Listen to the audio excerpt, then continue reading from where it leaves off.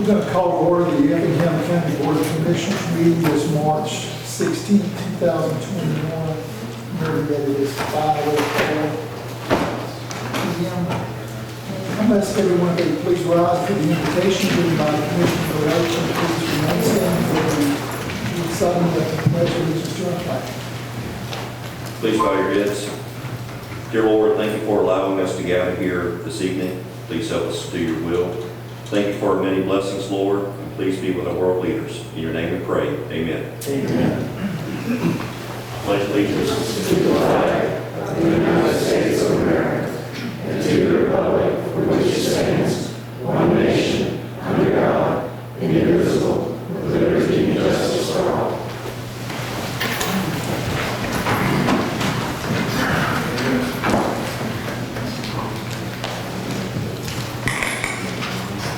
Now take us down number 4, consideration of a resolution to approve our agenda. Do we have any additions or corrections to the agenda this evening? We have none. Do we have a motion to approve the agenda? Make a motion to approve the agenda. Second.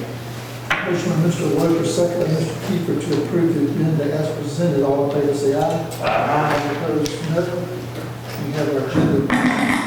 Item number 5 is consideration to approve the March 2nd, 2021 regular commissioner meeting minutes. I have read them. They appear to be an accurate rendering of the meeting. Are there any corrections or additions? Motion to approve the minutes as presented. Make a motion to approve the minutes as presented. Second. Motion by Mr. Burdette, who's the second? Mr. Deloach. All in favor say aye. Aye. All opposed, no. And the minutes are approved. Welcome the public here tonight. It's good to have everyone here. All our agenda items are on the clerk's office or on our website. If you've got a chance to review those at an appropriate time, you can make comments as you would like to be involved in the meeting. Ask you to keep your comments to 2 or 3 minutes if you could. And then allow everyone who wants to speak tonight to speak tonight. We have an appearance tonight from Mr. Robert Hunter. Is he here? Mr. Chairman, I do not see Mr. Hunter. He spoke to me about wanting to come and just informational purposes, talk about the historical cemetery over in Guyton. Okay. Him and some others are working on. I'll give Mr. Hunter a call tomorrow to remind him and see if he wants to be on the next agenda. Sounds good. We can reschedule it. All right, then we'll move into item number 9 for our consent agenda. There are 5 items in our consent agenda. I'll read those and take a motion to approve our consent agenda. Item number 1 is a policy consideration to approve to amend section 6.07, workers' compensation of the Human Resource Standards of Practice. Item number 2 is agreement. Consideration to approve to renew the lease agreement with FP Mailing Solutions for postage meters. 3 is grant. Consideration to approve to accept a grant from Georgia Regional Joint Coalition Hospital Preparedness Program, HPP. Item 4 is a grant. Consideration to approve to submit an application for a GEMA State Homeland Security Programs grant, that's SHSP. And then item number 5 on the consent agenda is an order. Consideration to approve to renew a service order with stamps.com. Do I have a motion to approve the consent agenda? Make a motion to approve as read. Second. Motion by Mr. Loper, second Mr. Kiefer. Is that what I heard? Mr. Deloach. These shields are making me not hear the voice cracking in front. Motion by Mr. Loper, second by Mr. Deloach. All in favor say aye. Aye. All opposed, no. And it carries. Moving to our old business. First item under old business is a public hearing. The planning board recommends approving an application by Freddie H. Mitchell to rezone 3.06 acres out of 13.06 acres located at 205 White Branch Drive from AR1 to AR2 for the creation of 2 additional home sites, net number 393, parcel number 8A in the 4th district. And we'll open the public hearing this time and listen to planning director, zoning director first. I had the wrong slides up. I'm just going to open this up real quick.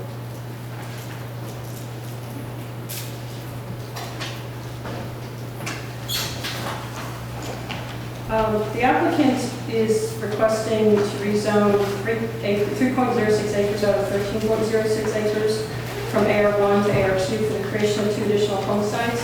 And that is not a problem at all.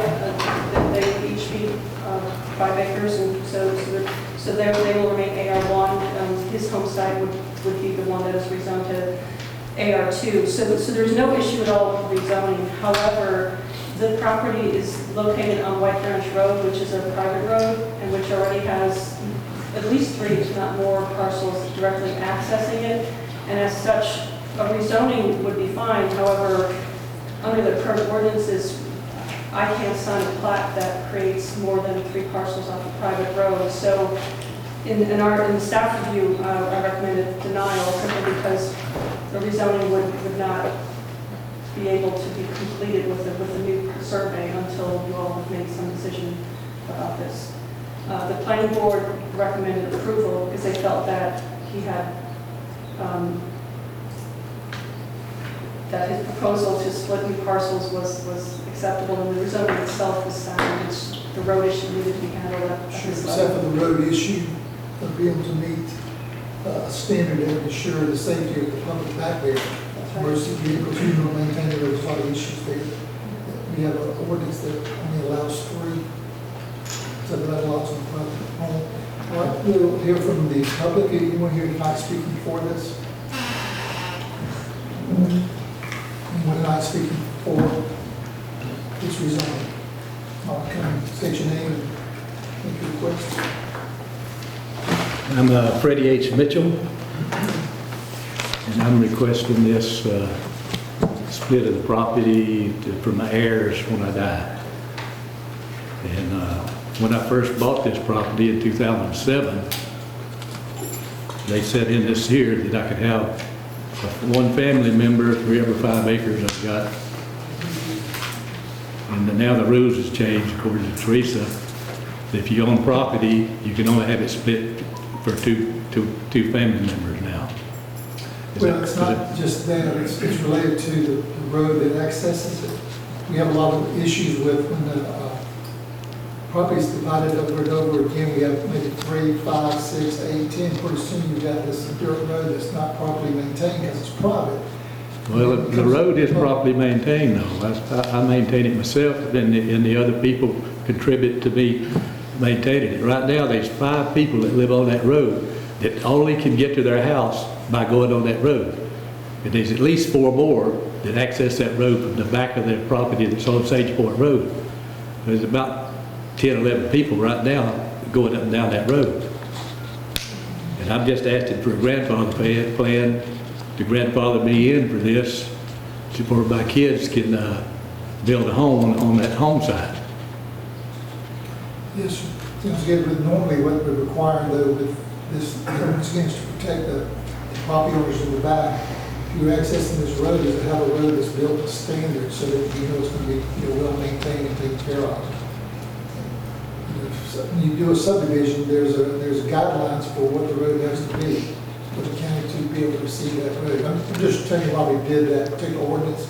It's more for protection. Yeah, I understand that, but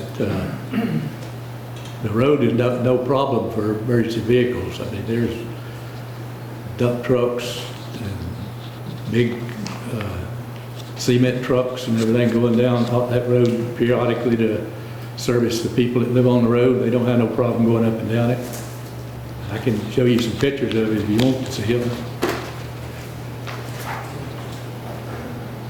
All right, we might have some more questions for you from the commission in just a minute.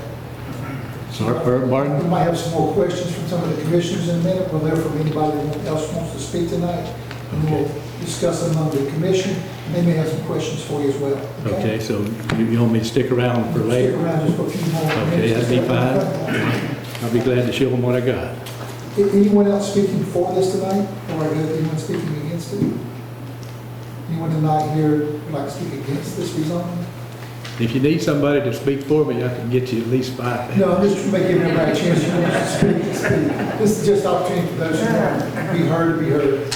Okay. We'll continue this discussion. I don't see anyone wanting to speak against this rezoning, so we'll close the public hearing and see if the board has any questions, discussions, and then we'll ask you questions. Any questions or discussion from the board? I don't. Okay. If we approve this tonight, are we going against our ordinance?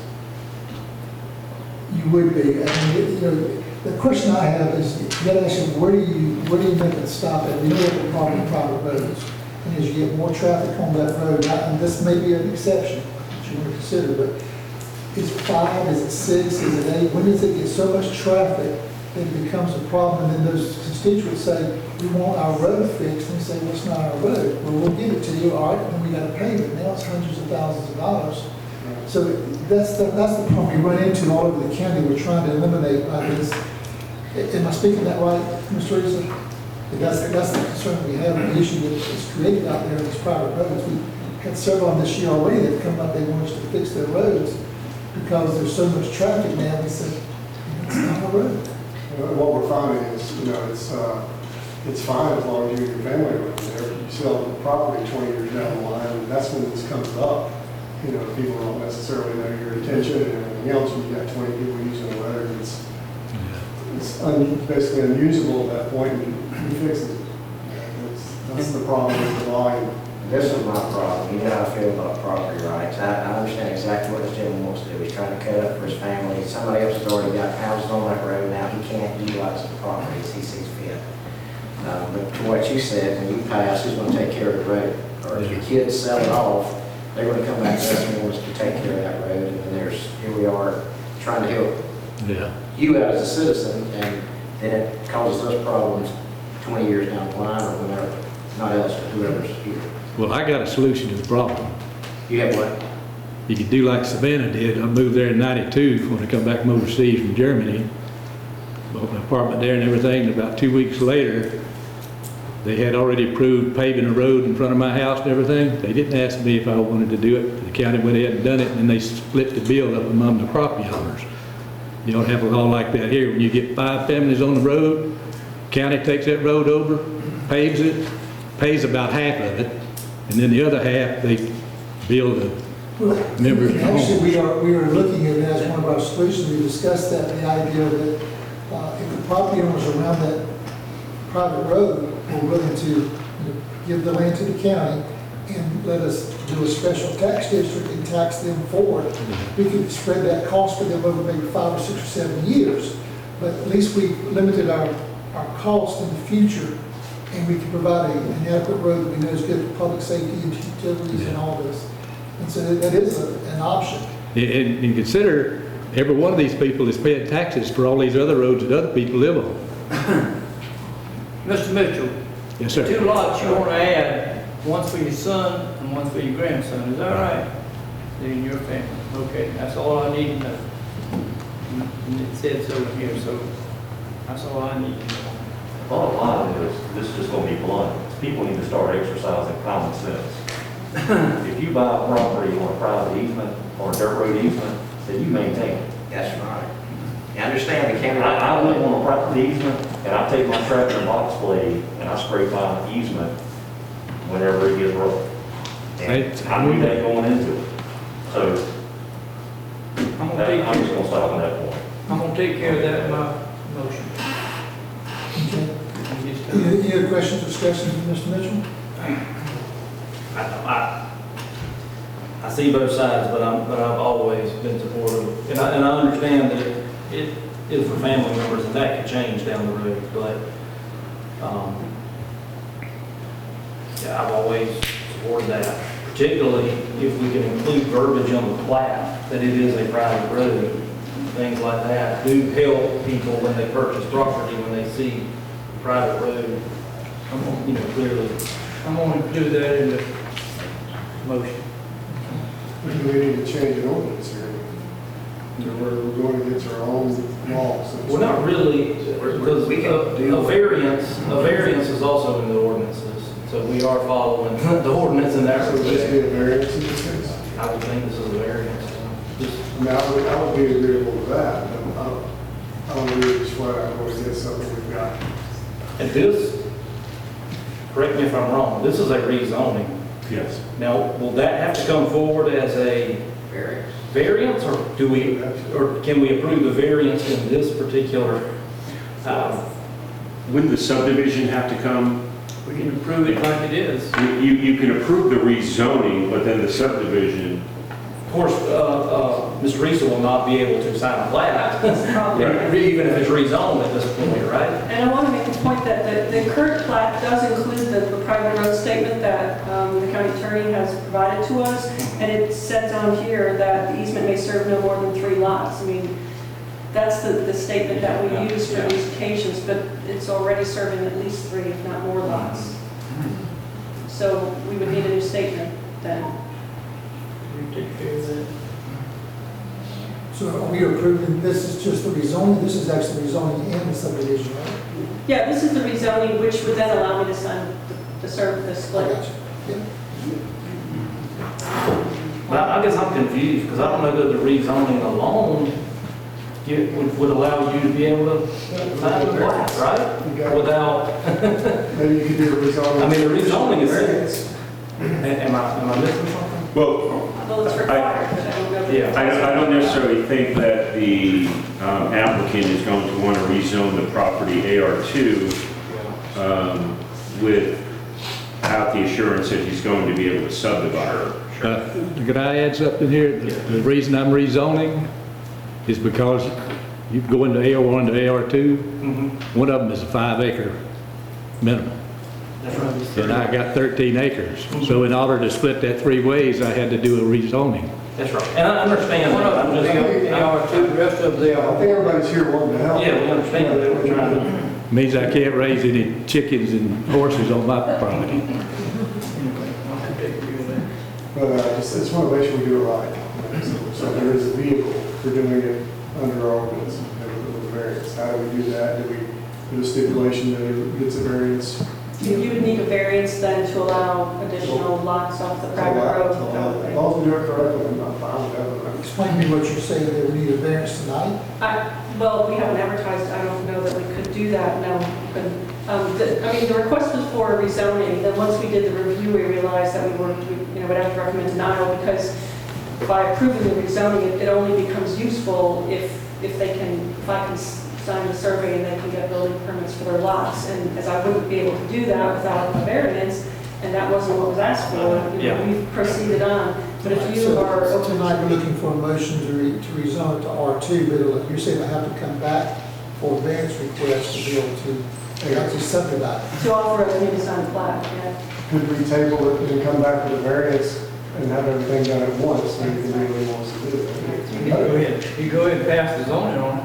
Well, if you do that, you have to stipulate and come back for a variance. So why not just table it, you're waiting 1 meeting, and then you can come back and get both of it at the same time? Because I was no okay with it. It's in my district. I was Yeah, I mean, it's with great. stipulations. I don't put some stipulations. Right, I just want to do it correctly, that way if somebody else wants to do the same thing, they can follow what this gentleman is doing and do what they want with your property. Why don't we do this, Mr. Lupper, why don't you make a motion, and then we'll either get a second or not, and we'll vote on it. It won't pass. Just table it. No, a motion, but once you have the motion that you want to make, and let's see if Okay. it's a second, we'll vote. Okay. Okay? I make a motion to approve alternate number 2, planning board recommendations, with the stipulation that the deed will have that it is a private road and the county will not be responsible for the repair. All right. Can you repeat that again and put your mic closer, because the clerk's going to have to get that on recording later on. You didn't hear it. Say it one more time for you. All right. I make a motion to approve alternate number 2, planning board recommendation, with the stipulation that the deed will have that it is a private road and the county will not be responsible for repairs. Okay, we have a motion, do I have a second? I'll second. We have a second. Is there any other discussion? Just wonder how we take care of the variance. Come back. So with this, he'll have to come back. Teresa's telling me that Is that right? this will get the zoning, he'll make the plat application for subdividing it, and we'll have to come back for the variance, since we right now require 3. Right, and yeah, I can't sign the plat So you until won't be able to sign the plat till you obtain. until I'll authorize it. Okay, that's fine. As long as we got some kind of mechanism to make it legal. So we have a motion and a second, recorded. No, he's just All in favor, say aye. Aye. Any opposed, say no. And it passes. Now, with the second reading, we made a condition of that, is that condition in there about being platted as a private road and county not responsible? I think we can cover all that in the variance. Yeah. I think we keep the second reading till next week, we'll get that next meeting. Okay, so the next meeting, we're going to do the second reading on this approval. And that should go fine, and then between then and there, you get your plat in. She'll also put an agenda for variance to allow us to make a change for you to be able to have a subdivision of this lot, okay? Okay. Because she can't sign it without a variance, okay? So That make she's, sense? yeah, yes, sir. So she's going to work on that and get with me before the next meeting, and No, you got to bring to her what you want to subdivide now, that, for the R2. You may want to have, you already have. AR2. You have his contact information? Yes, until next Wednesday is the deadline for the next round of applications. So if you were to come back with a variance application in the next week, you could get it on the April planning board and the May board of commissioners. what time you get to work tomorrow? I'll be there tomorrow. Okay, I'll be there. Yeah. Can we not get this on in our next meeting as well? We have to advertise. Advertising as well. It's a variance, so we have to We have advertise. 2 weeks to advertise. So what meeting will it be on for us? So we can skip the planning board? Okay, so it can't go on next Monday's planning board because we haven't advertised. There's not enough time, so it would be on the April planning board and one of your May meetings. It could be on the May 4th meeting perhaps. Okay. It'll take a little time to get it done. It's like we're going to get it done. Okay. So you'll be good to go. Thank you, Mr. Mitchell. So you need me anymore? No, sir, we're good. Thank you so much. Okay, thank you very much. I do want us to, we talked about this before, we've got to look at a way to make development divided simpler than I can. This idea of having to wait another 2 months for a gentleman like that to come back for final decision is crazy. So I don't know how we redo that, but somehow, And I can bring up, we will, within the next few weeks before maybe not our April 6th meeting, because we have a workshop in front of that, but maybe the second meeting in April, we can schedule a meeting with the planning board members to discuss some changes. One of them was potentially looking at having the planning board items on the first meeting of the month. And so this way it'll knock out 2 weeks, but we're working with the clerk on that with regards to advertising and turnaround time for the agenda. That can knock out 2 weeks in the process. you know, we really need to do that. Because Yeah. you need to be preliminary. Thank you for doing that. All right, so the second reading will happen at the next meeting, so we'll move into our new business. First item on new business is consideration to approve a proclamation declaring April 2021 as Child Abuse Prevention Month. Yes, Mr. Chairman, tonight you have before you a proclamation that was presented by the Exchange Club to declare April 2021 as Child Abuse Prevention Month. The board has been supportive in the past of these types of initiatives. We have Ms. Rebecca Boston and some other members of the Exchange Club with us tonight. If you'd like, Mr. Chairman, I could go ahead and read that proclamation. That would be great, thank you. Okay. Whereas children are critical to Effingham's future success, prosperity, and quality of life, while children are our most valuable resources, they are also our most vulnerable. Children have a right to be safe and an opportunity to thrive, learn, and grow in an environment that fosters healthy development. And whereas children abuse and neglect can be prevented by supporting and strengthening Effingham's family, thus preventing the far-reaching effects of maltreatment and providing the opportunity for children to develop healthy, trusting family bonds, and consequently building the foundations and communities. And whereas effectively intervening in the lives of children threatened by abuse is shared responsibility, and Effingham citizens must come together so that the voices of our children are heard by all. We all must ensure that our communities are extending helping hands to children and families in need. And whereas effective child abuse prevention strategies succeed because of partnerships created among citizens, human service agencies, schools, faith communities, healthcare providers, civic organizations, the Effingham County Exchange Club, law enforcement agencies, and the business community. And whereas by providing a safe and nurturing environment for our children, free of violence, abuse, and neglect, can ensure that Effingham County's children will grow to their full potential as the next generation of leaders, helping to secure the future of this county, state, and nation. Now, therefore, we, the Effingham County Board of Commissioners, do hereby proclaim April 21 as Child Abuse Prevention Month in Effingham County, Georgia, and urge families and communities to become involved in protecting Effingham's children. In witness thereof, I, Wesley Corbett, Chairman of the Effingham County Commissioners, have hereunto set my hand and caused the seal of the Effingham County Commission to be affixed on this day, March 16th, in the year of our Lord, 2021. Rebecca, would you like to say anything? Yes, sir. Good evening to all of you, and thank you for allowing us to come before you this evening. I am Rebecca Boston, and I am a member of the Exchange Club here in Effingham County, and we have two commissioners sitting on the commission, Mr. Loper and Mr. Deloach, who are currently members of our Exchange Club. We also have some Exchange Club members here. Dr. Cheryl Goldwire is our president, and we've got some other members. And we also have representatives from the Effingham County Department of Family and Children Services. Stand up, Deidre. Deidre Simmons. And we also have our supervisor here as well. Welcome, good to have you here tonight. Appreciate you doing this.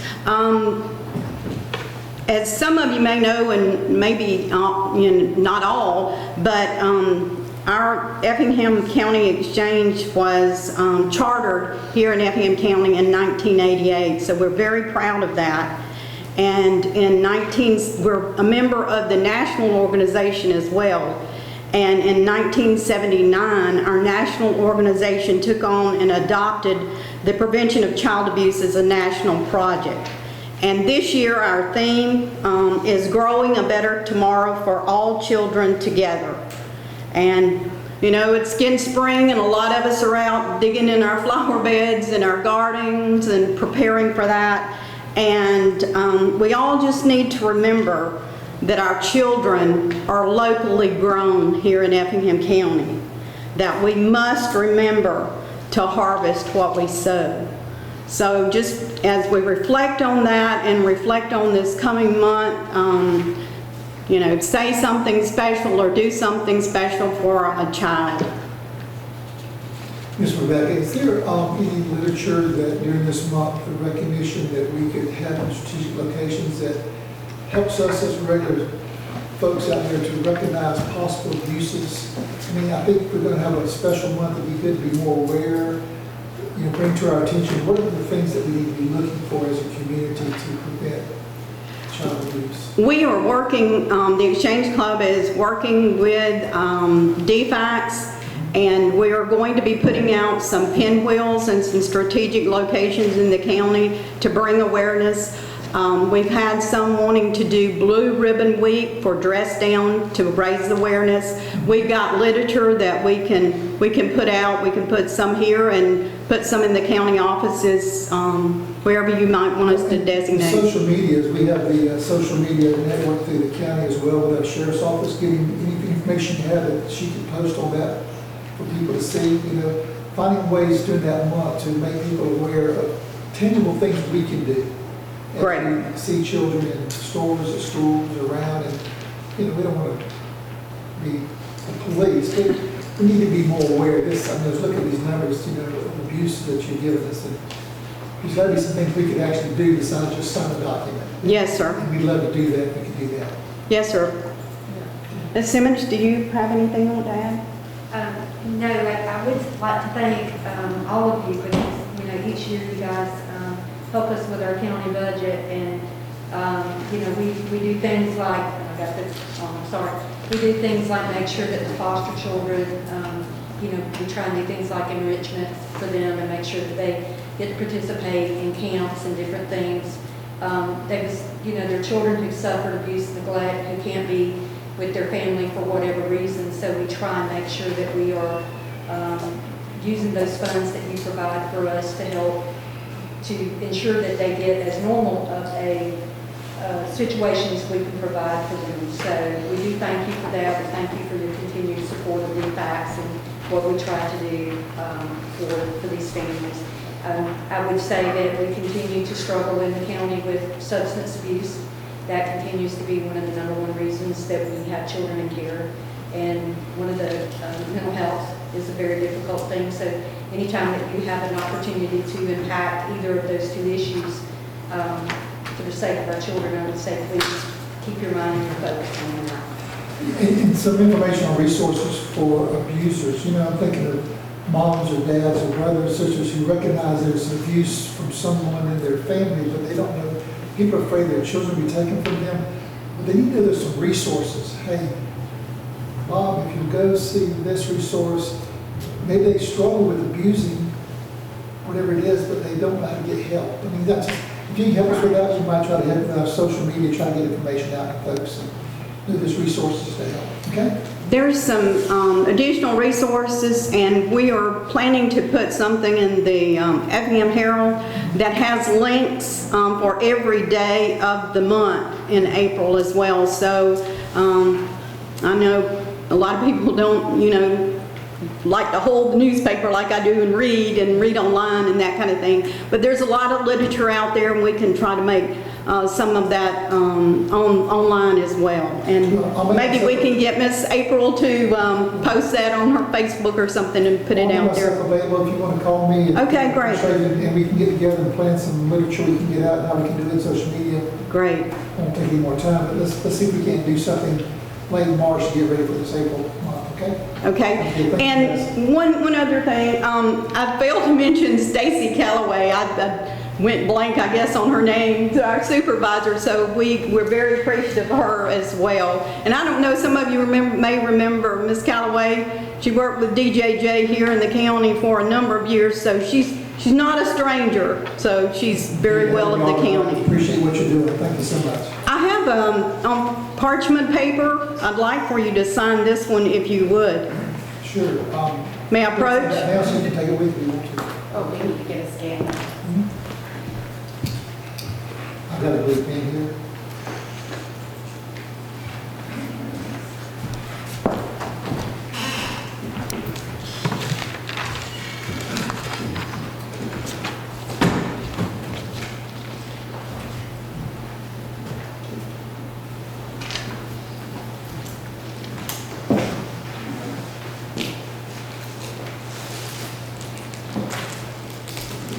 I also have some blue ribbon pins for y'all, so you can wear those.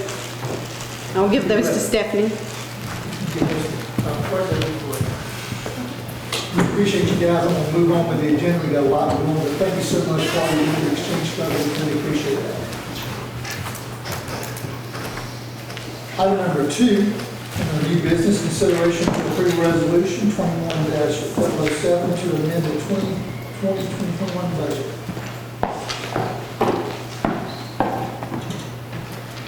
Good evening, Christy Carpenter, Finance Director. On the last agenda, we approved some work for manhole rehabilitations and CCTV inspections.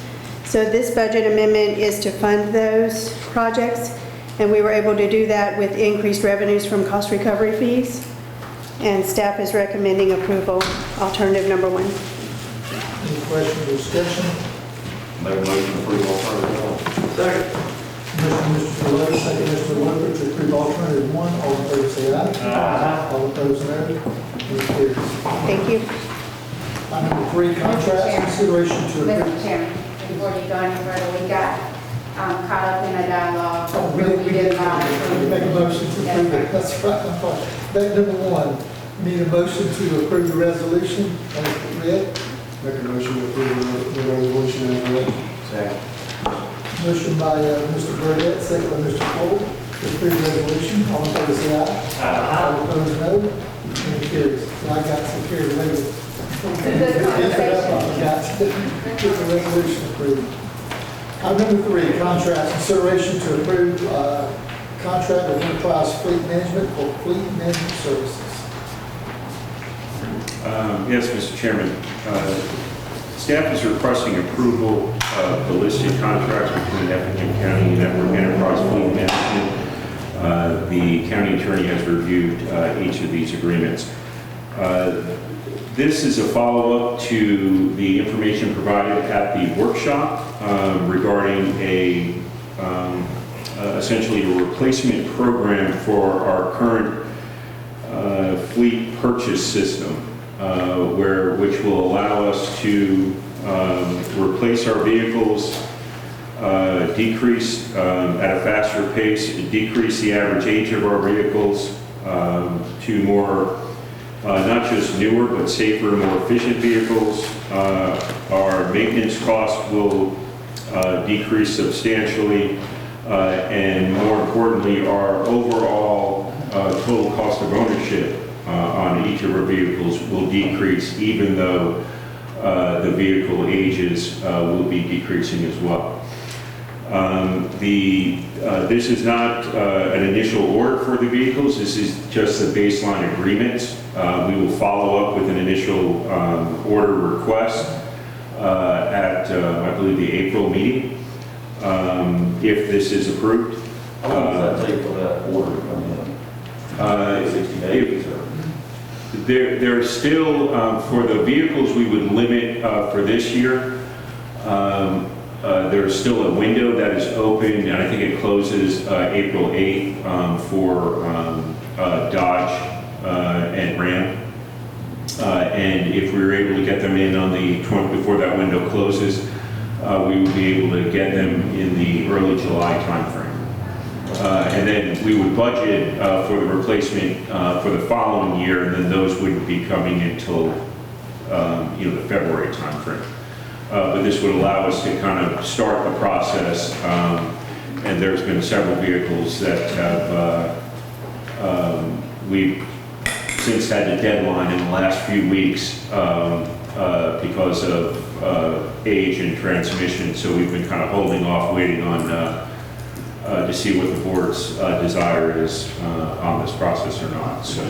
But you got something here, the GPS devices, they don't have GPS on all the cars, or is that, It's, do we need those? anything that is controlled by the non-sheriff vehicles will have GPS units installed on them. I believe the sheriff units have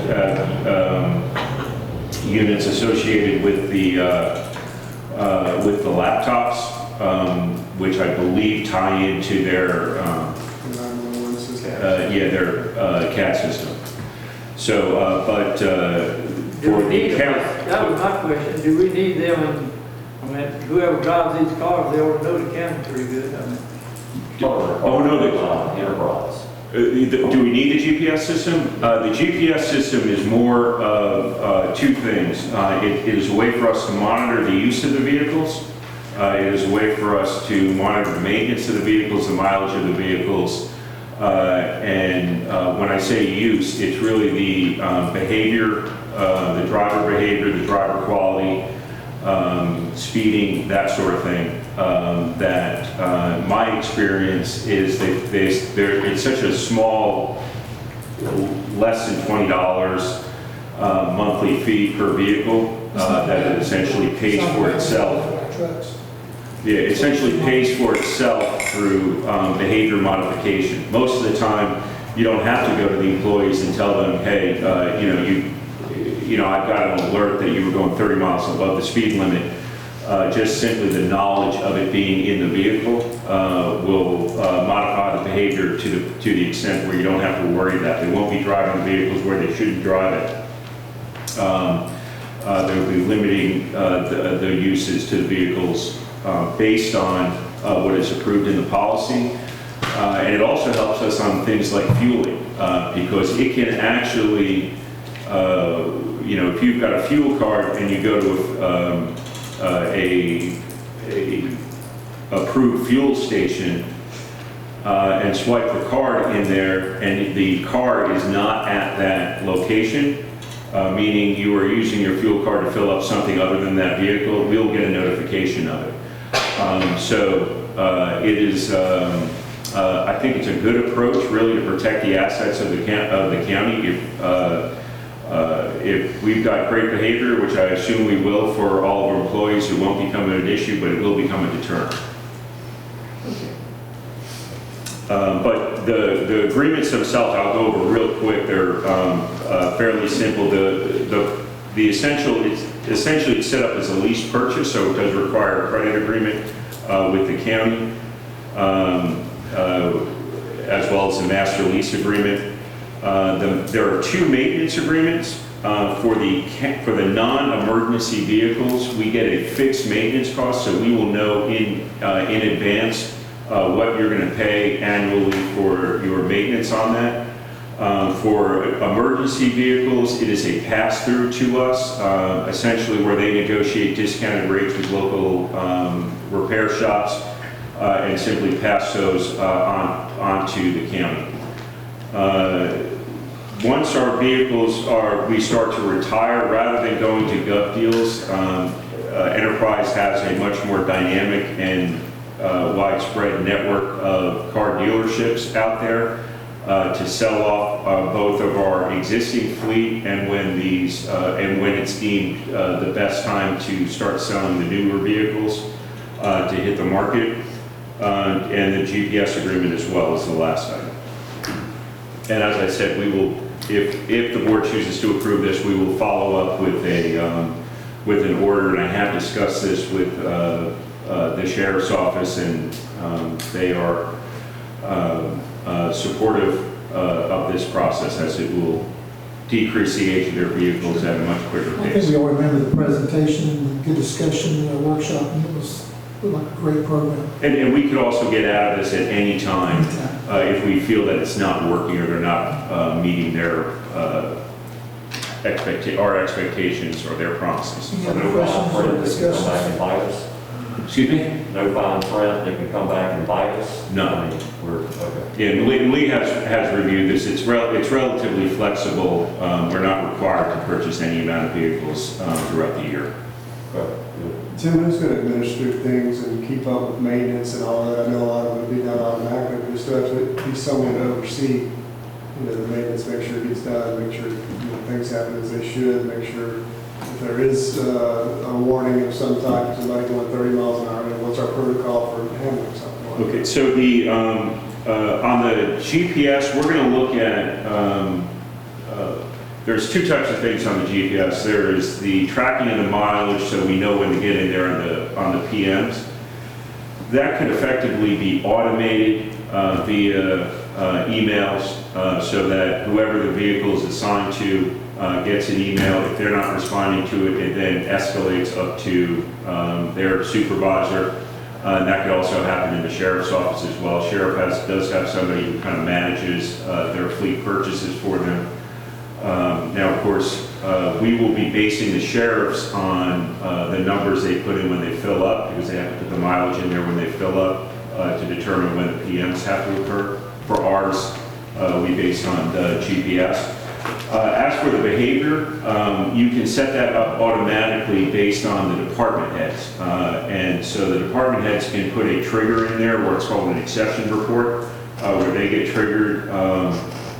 You don't want to do 5 miles over the speed limit, but something like 10 or 15 or whatever they feel is necessary, they can put in there so they can get notified. They can get notified of excessive sudden stops, that sort of thing. So it's basically rough driving of the vehicle. And so once it's set up, and Enterprise will help us set it up, those notifications go directly out to the department heads or to the whoever's assigned the vehicle.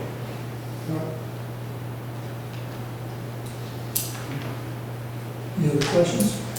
Discussion? Have a motion for alternative 1? Make a motion for alternative 1. Second. Motion by Mr. Deloach, second Mr. Kiefer for alternative one. All in favor say aye. All opposed, no. That passes unanimously. Item number 4, tax relief. Consideration to approve tax relief for properties located on Highway 21 on North Wall Street within the city of Springfield, identified as map number S101, parcel number 1, 2, and 60.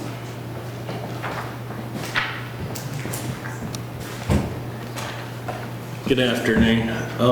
So you all may be wondering why the Board of Assessors is taxing the Downtown Development Authority.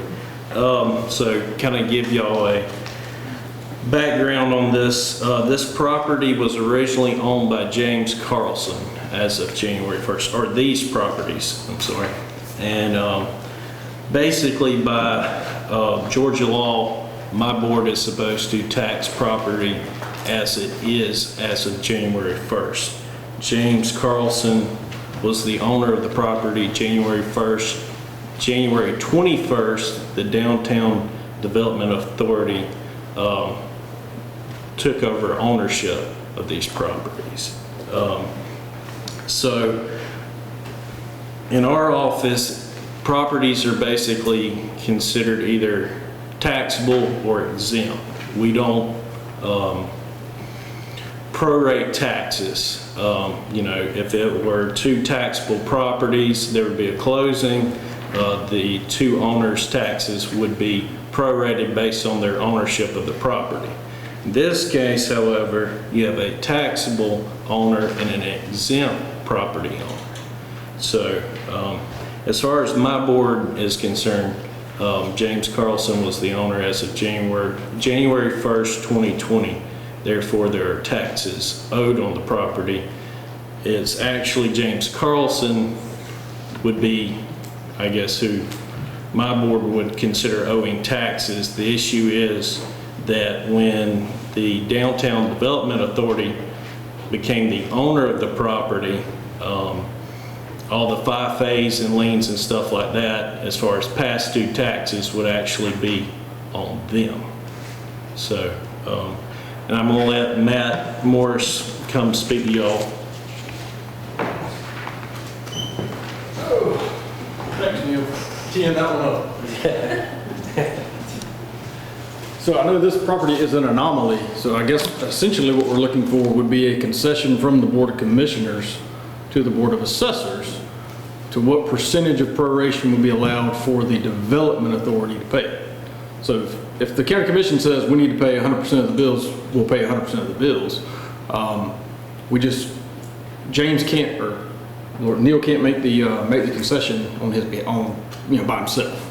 So we're looking for some guidance, I guess, from the Board of Commissioners to how much do we pay? How much does the Development Authority pay? Do we go back to Carlson as a recourse, which that can happen? Just need to know which direction we need to go. Proration would be the 21 days. wouldn't it? Yeah, that's what I was thinking, maybe, under a normal closing, you would have those 21 days, that would go to Mr. Carlson, and since you're exempt, that forward would not be, nothing of it.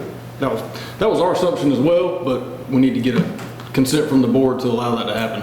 And I'd almost do one better, I don't have a vote, so I'll support whatever the board obviously does, but when a gentleman in the community gives land to an organization that makes our community better, I'd be more, since it's only 21 days too, I'd be more lenient and say this is exempted from this 2021.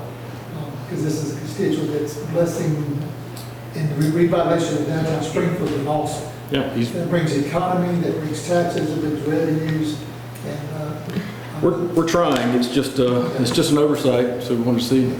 So that'd be my 2 cents, and I recommend the board consider just relieving this tax bill. Since it's only 21 days, it's not, Mr. Carlson's made a lot of money on it for 2021. And he's actually put it into, probably this was in the works back in December or November. This one stretched back to a few years before, but yeah, it just took a while to get the closing done, so it stretched That would be into my me. thought. If we're doing an example of this, not worry about probation, but I'll entertain, if any other question, discussion, I'll entertain a motion. The motion is, the alternative one is to approve the tax relief for the entire bill is what you're asking, is that right? I mean, it makes no difference to us. My board just can't relieve someone of property All right, taxes. so I'll tell you what I'll do. If there's no discussion, I entertain a motion to relieve the entire tax bill or a motion to relieve everything from January 21st forward. Yeah, I'll whichever make a y'all. motion to relieve the entire tax bill. I have a motion to relieve the entire tax bill. Do I have a second? Second. I have a motion by Mr. Deloach, second by Mr. Ford, to relieve the entire tax bill. All in favor say aye. Aye. All opposed, no. And it carries unanimously, it is relieved. Thank you all. I appreciate what you're doing, Matt, in the city. Great. Thank you. Item number 5, agreement, consideration to approve an intergovernmental agreement with the city of Claxton for relocation of the natural gas related to Effingham Parkway, known as project number CSNSL-06-00-700. Yes, Mr. Chairman, this is related to the construction of Effingham Parkway. There are certain lines that are gas lines in the right-of-way that are owned by the city of Claxton. And under the current PFA with Georgia Department of Transportation, the county is responsible for utility relocation. So this intergovernment agreement just basically states that the county will, is it reimburse or actually pay direct any costs associated with the relocation of those gas lines to the city of Claxton. The county attorney has reviewed, and I don't see a staff report, but staff is recommending the approval of the intergovernmental agreement. Okay, any questions or discussion? I'll make a motion to approve the intergovernmental agreement for the city of Claxton. Second. Motion by Mr. Deloach, second by Mr. Loper to approve the intergovernmental agreement with the city of Claxton to move these gas lines in the Parkway. All in favor say aye. Aye. All opposed, no. Motion carries. Item number 6, consideration to approve the final plat and warranty deed accepting the infrastructure of Emerald Plantation Phase 2 located off of Midland Road, map number 350, parcel number 16.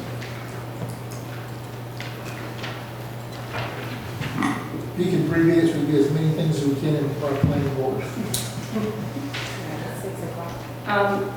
So this is phase 2 of Emerald Plantation. The county will be providing water and the lots will be served by septic systems. Developers have prepared 19 lots, and in order to sell them, they need you all to approve the final plat. I'm sorry, I don't have my paper version. Sidewalks are specifically excluded from the property conveyance in the deed, and this is something resulting from earlier this year when the Park West situation, we're now amending every deed where sidewalks were not waived by variance. We're referencing them in the deed to be excluded from the conveyance, and we're also referencing them in the plat. So in this case, Emerald Plantation is the first to go through this, where we're adding a level of scrutiny regarding sidewalks to every use that final plat coming through. The property, the final inspection was conducted. UM has given a letter of approval. We've reviewed and approved the final plat. The bond recommendation has been approved, and we're asking you to approve the final plat, the deed, and accept the bond and stormwater maintenance agreement. Staff recommends approval. Okay. Any questions or discussion from anyone on the board?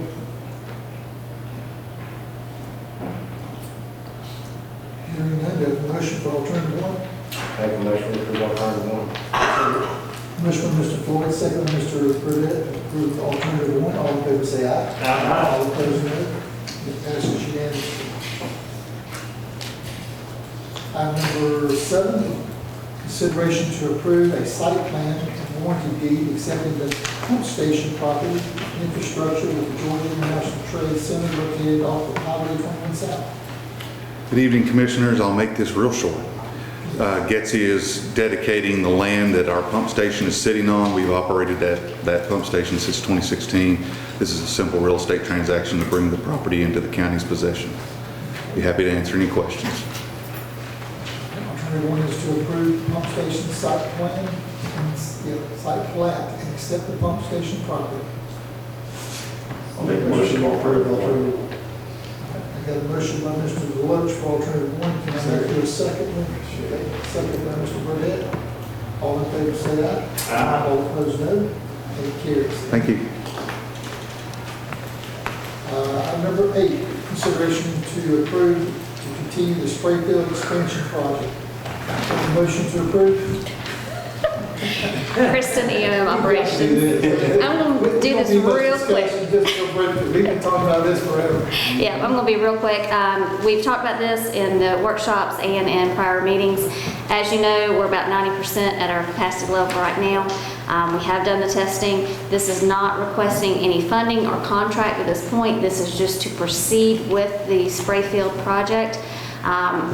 Once we actually have an IDC engineer selected, then they'll come to you with a task order for the actual design services and any additional testing that EPD will require. So this is just to proceed with the expansion project of the Sprayfield. We're going to pick up about 300,000 gallons per day, which is going to be huge. Going to be probably closer to 250. The 298 is the max, but we are seeing more of 250 be the average. So the 298 was the max. Yeah, we want the max. Hopefully. I see Mr. Charlie, do you have something you want to add? I was just going to wait for the next item. But if you have any questions, I'd be glad to answer any. Any questions or discussions on this item? Yeah, motion to approve. Second. Motion was Mr. Deloach, second Mr. Keeper, is that right? All in favor say aye. Aye. All opposed no. And it carries. Let's see if we get one more in. Consideration to approve submission of a waste load allocation request to the Environmental Protection Division, EPD. Okay, this goes along with the Sprayfield expansion. Sprayfield expansion will address immediate concerns, but it won't address the anticipated future demands. Several years ago, you did do a waste load allocation that was submitted to the EPD. What we are requesting is to submit a new waste load allocation to them. This is a more feasible option for the anticipated demands for the future. Spray fields for those demands would be about $15 million with about $75,000 in annual cost. The discharge into the local waters of the state would be approximately $5 million, so it's definitely a much feasible option.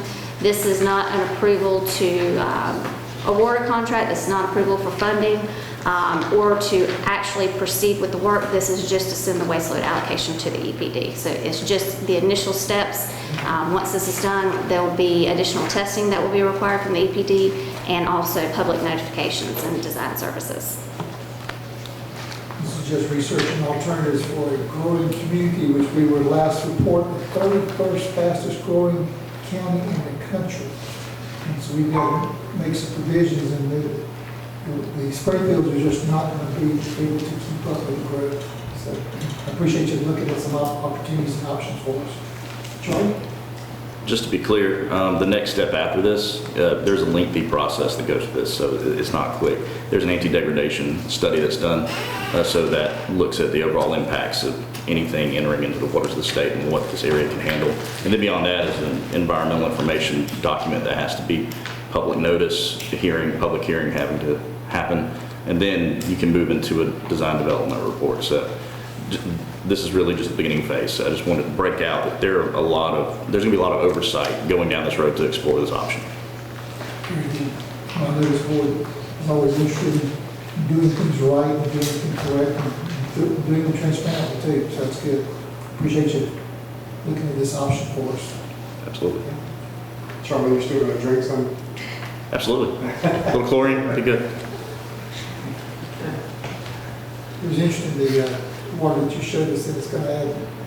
If we went down that road, we don't know we would, but if we went down that road, that it actually improved the water quality. That was the most interesting thing. But we'll see. We'll have to see if we see any opportunities there for it. We have a lot of public hearings, discussions.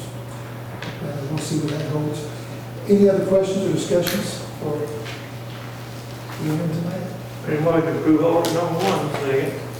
Motion to approve alternative 1 by Mr. Loper, second by Mr. Kiefer. All in favor, say aye. All opposed, no. And carries. We only got one more item of new business. Let's squeeze it in so we don't have to make it that way. And then we'll go to our public hearings.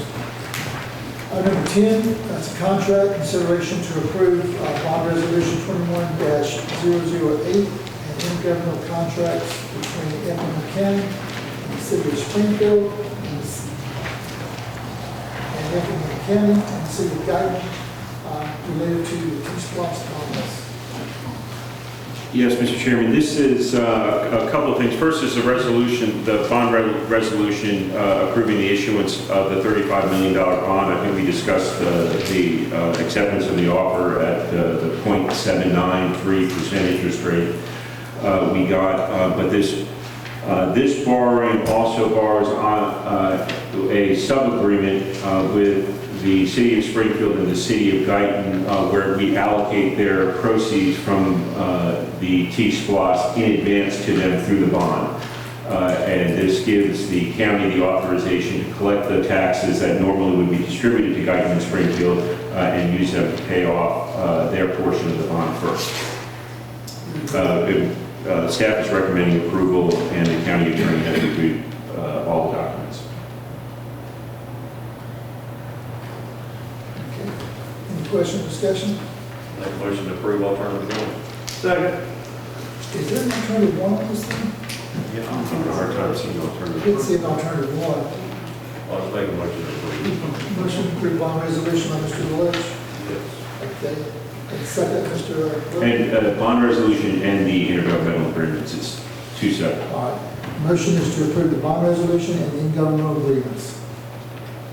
That's Mr. Deloach's motion. Mr. Loper, that's your second, correct? Correct? Mr. Loper, that's your second? Yes. Okay, all in favor, say aye. Aye. All opposed, no. It passes. All right. If we could take this a 5-minute break and a 5-minute break, get something to refresh, and we'll come back to public hearings. If we're here for public hearing night, we'll start at 5 minutes. The board can help us get right back to it. We'll do that. A lot to do, we can get done and go on.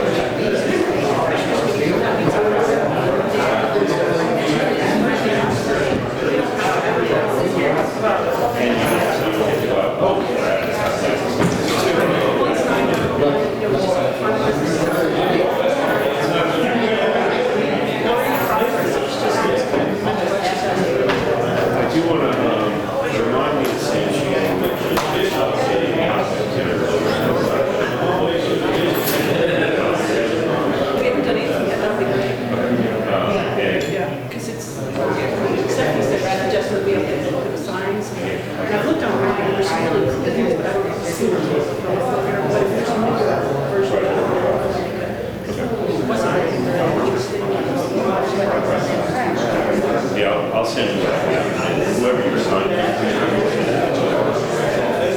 Illustrator format.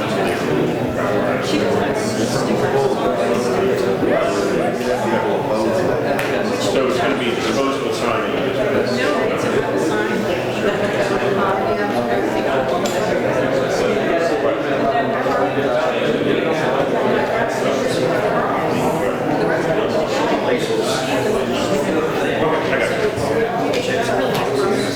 And then when it comes time to move,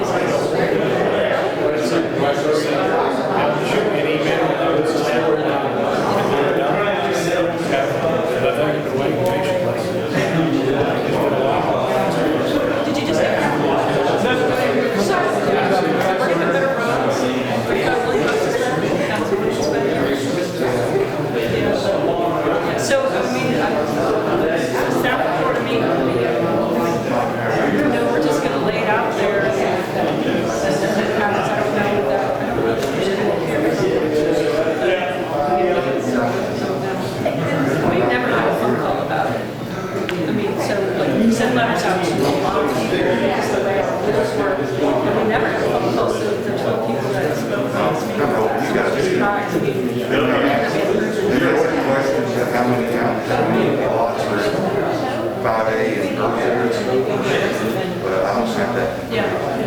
I don't, I mean, building, one thing that has building permits. What I know is that apparently very conservative.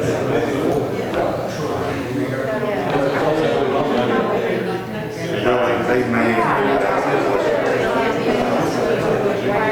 know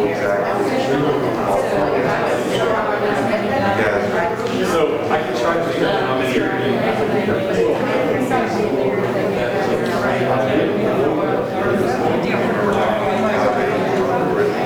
I can look at it. I'll try to figure out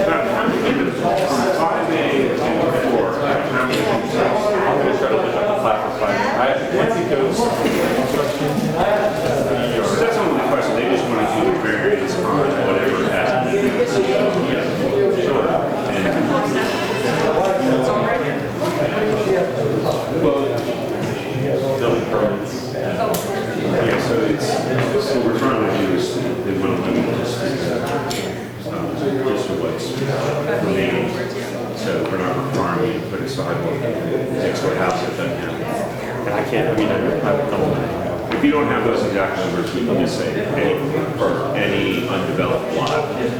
Before, yeah, we'll give a 5B. Before, no, I'm sorry, 5B. Before 5B.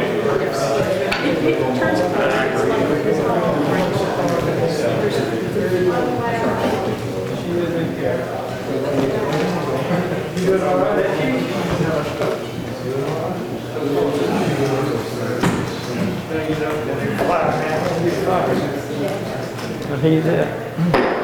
All right, we're going to call back to the session our meeting.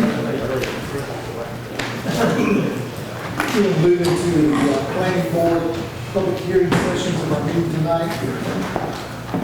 First item is a public hearing. The planning board recommends approving an application by Rhett Brzezinski to rezone 10.12 acres located on Hoswell Road, NAR1 to B3.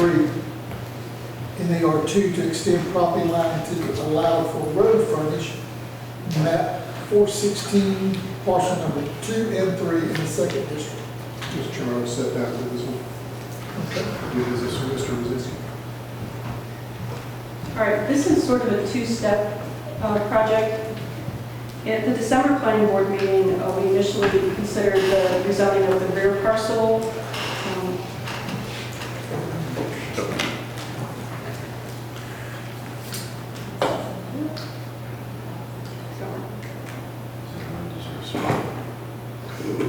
There you go.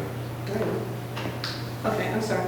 So there's the this is the rear parcel. In December, at the planning board, and January, your meeting, we considered rezoning this to B3, and it was approved at planning board, and you all were prepared to approve that, except the planning board had added a condition that a strip of land be added, rezone B3 also to connect it to Hodgeville Road. So you all decided then to stop and ask Mr. Wazinski to submit an application to rezone the front parcel. To separate a strip from the front parcel. And in order to do that, we have to rezone because it's going to drop below 5 acres. So his AR1 parcel will become partially AR2 plus a strip of B3, which is shown on this plat here. This is the plat. So this would be B3. This strip, which is connected, would connect the rear one to Hodgeville Road directly. And that would be B3. And that would be B3 as well. Go back and create a flag that was all one zone. Yeah, and then this remaining acreage, which is just under 5, it's 4.821 acres, this has to be rezoned to AR2. So that's just a housekeeping matter. But he has met the condition that you set, that the planning board set, and that you all agreed to, that the rear parcel will be connected to Hodgeville Road directly with the strip is on B3. And he's met all the other conditions incidentally too. He provided the engineer's certification that the building is up to commercial standards. Okay, if I remember correctly, that's exactly what we asked him to do, is make the flag and the property all B3. Our attorney's recommendation, I believe, said having 2 separate parcels. Okay? All right, you're opening a public hearing. Check to speak. That covered it. She spoke well. Yep, thank you. Anyone else speaking for this tonight? Anyone speaking against this rezoning tonight? Really, it's just a housekeeping thing to make it more consistent, to have the road frontage on the B3 property. Seeing no one speaking for or against, I'll close the public hearing and entertain a motion. I'll make a motion to approve requests of staff and planning board recommendations. Second. Was planning board, they approved this too? Yes, actually, I'm sorry, in January, then the second phase of it came through planning board. So yes, they've approved at both meetings. Okay. Didn't remember them approving. Anyway, motion by Mr. Loper. Mr. Deloach. Second was by Mr. Floyd. All in favor say aye. Aye. All opposed no. And it carries. Thank you. Thank you. Second reading, consideration to approve the second reading of an application by Rhett Wazinski to rezone 10.12 acres located on Hodgeville Road from AR1 to B3 and AR2 to extend property lines to allow for road frontage map number 416, parcel number 2 and 3 in the second district. Motion to approve the second reading. Make a motion to approve the second reading. Second. Motion Mr. Deloach, second Mr. I think there are 2. Pick one. Mr. Kiefer to approve the second reading. All in favor say aye. Aye. All opposed no. And it carries. And let the record show that, I didn't say it earlier, but Mr. Bird had to recuse himself and did step away and did not know this issue. Item number 3, public hearing. The planning board recommends denying an application by E.R. Horton for a variance to eliminate sidewalk requirement for Park West Phase 3, 4, and 5A located off of Noble C. Conway Road, Highway number 30 in the second district. In this case, the original 2004 plan development document did include a provision for sidewalks to be built as homes were constructed. And then there was change of ownership, and in 2014, D.R. Horton requested a change to the plan development text and an amendment to it, which reduced the lot size to 6,000 square feet with 50-foot minimum lot width and reduced the side setback to 5 foot. There was no mention of sidewalks, and whether it was left out or omitted or whatever happened, it wasn't addressed in the plan development amendment. And since then, phases 3, 4, and 5A, the sidewalks have not been constructed, nor have we followed up and required them to construct them.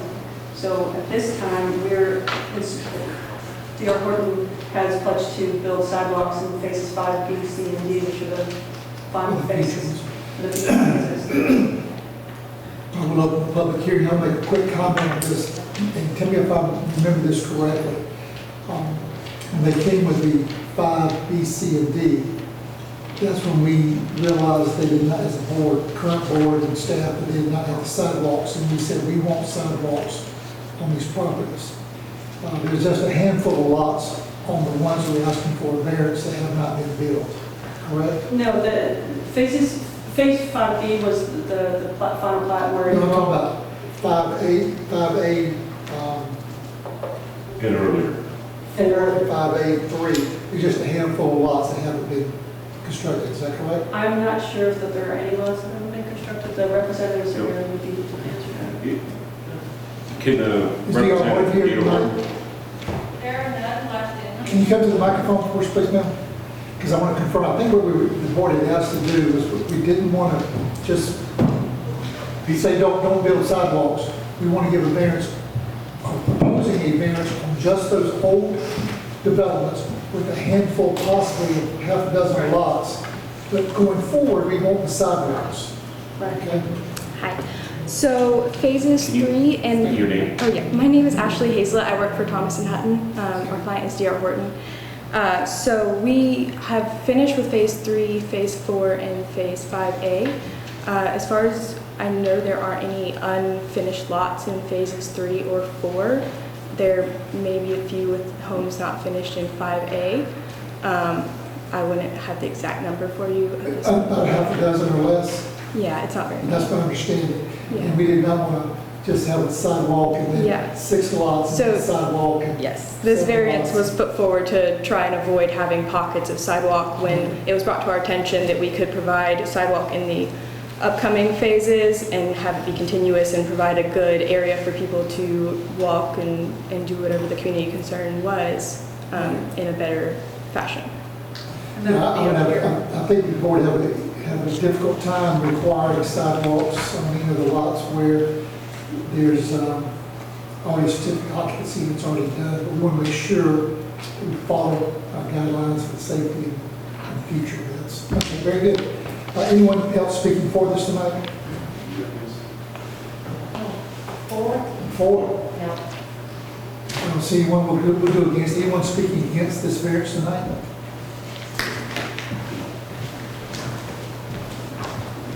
Can you state your name, please? My name is Karen Murphy, and in April of 2015, I was in phase 3, which was on Tupelo Way.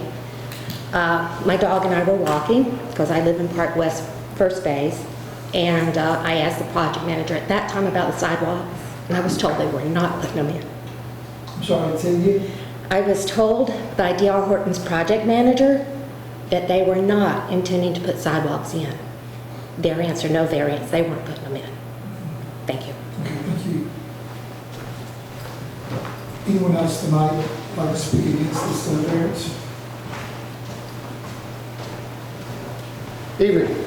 I'm Dustin Hetzel. I live in phase 2, and I've probably been one of the longer residents here next to the previous speakers, but this phase has been a long time with the original builders that went bankrupt and sold out, and D.R. Horton bought it and all that. So D.R. Horton started building in phase 2, and then he continued through 3 and 4 and all the way up to 5 now. And my concern in a lot of the neighborhoods, there's a lot of back and forth on residents who currently live there, which is a concern of having sidewalks, but Horton should have been putting the sidewalks this the entire time. Every time they stamped a house, they should have been dropping sidewalks.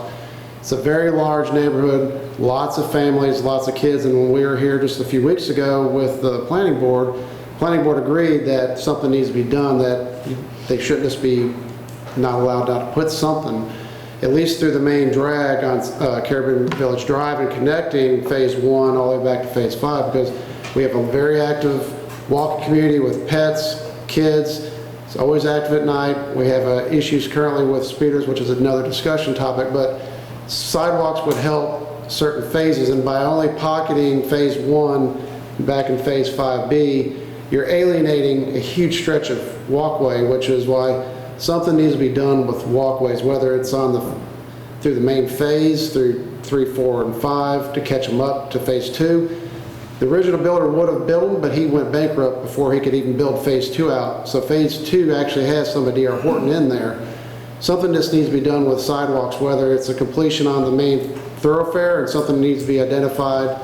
Maybe is like one of the ideas tossed around the board was restitution towards the HOA when D.R. Horton gets done. He kiddies towards the concrete if the HOA decides in the future to do something in that. But if Horton originally applied for, in the plat saying he was going to put them, he should be held to that standard of putting him in there. It's a little late now because it's been almost 8 years, but something needs to be done as far as sidewalks goes. We do have an issue with. I don't think sidewalks were ever in the original plats, were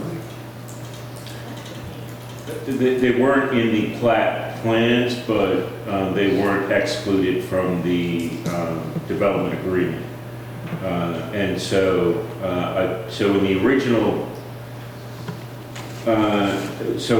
original development agreement, it had sidewalks in it. And then the amended agreement did not remove them, but whenever we approved plats and brought those plats forward to the board, the staff had approved them without the sidewalks in it. And so whenever we would approve to give a CO, because the sidewalks are generally built with the, when you construct the individual houses, staff was approving those COs without the sidewalks being installed. And I don't know whether it was just a misunderstanding but before my time, but there is kind of an issue on both sides. So this was caught when they tried to put that approval for 5B, and that's when the board stepped in and said, no, our requirements, our zoning requirements and the PD require sidewalks, and we need you to put them in for all previous phases. We then asked them to come back for the remaining lots in the previous phases so that we would do the staff would be doing their final CO inspection by the board, by the book, I mean, which would require, if there were going to be no sidewalks, we would require them to get a variance, and this is what they're coming back to get the variance for. Remind me your name again, I'm sorry. Dustin Hetzel. Hetzel? Yeah, like pretzel, Hetzel, Hetzeo. Well, what we're trying to, I want to make sure everybody understands what we're trying to do tonight. These previous developments should have had sidewalks by our standard. Mm-hmm. But the certificate of occupancy has already been issued, and we don't really have any recourse to require this that I know of. That's the challenge. That's the challenge. And so what this board made it clear in the new administration, our new staff, new development services and so forth, is that we want sidewalks in everything we do in the future. We can't fix the past always, but we can definitely go forward. So with these last few approvals, we put the hammer down and said, no, we're not going to approve those 5 or 6 lots you've got left in 5A, for example. Unless you get a variance, because we'll make sure it's clear that no one in this county better approve another certificate of occupancy without a sidewalk on it. So we may go back and request a variance. So even though they're doing a variance, and it sounds like they're doing it for the whole subdivision, we're really looking at variance just for those half a dozen, because we can't go back and do 1, 2, and 3. I don't know how we would legally require that, do that. I don't believe it's a possibility for us. So we're trying to do some house cleaning when we ask them to go back and do a variance for this, with the understanding that 5B, C, D, whatever the future, we'll have sidewalks. And down the road, maybe there'll be some funding we could find or something for the safety of our community to try to put some sidewalks. Well, that's one of the ideas that the community was talking about was if there was funding that should have been done through the builder, then there's still money he's making profit on by not having to pour concrete. Why not submit that to the HOA when he sells the last lot and he's no longer president of the HOA? That can go into a general fund and let the HOA decide if they want to give up those lots. But I was here 8 years ago when they tried to rezone all the lots, and at the time the planning board didn't let him do it, but somehow he ended up being able to rezone the lots. He also punted the ball field 8 years when it was supposed to have been built 8 years ago before phase 3 was even done. They're just now getting almost done with it, so we've had 8 years of waiting on a ball field that's only 3 acres. It was all because the planning board but something needs to be done with the concrete because it's a very busy subdivision, and we just don't want somebody to get hit. Yeah, I agree. Yeah, so I think we're going to find another avenue, possibly down the road, to see what we can do to help with that. But Right now, we're just trying to do some house cleaning on I-6 and clean up these half a dozen lots, because it didn't make any sense for this lot in the middle of 10 lots to have a sidewalk and it didn't go anywhere. You know? Yeah, now, that's the biggest run to go from basically the pool and Yeah. all the way around and back to phase 5B. At that point, there's no sense in even putting them in, but they should have been doing it every time they dropped a driveway. They should have been pouring them.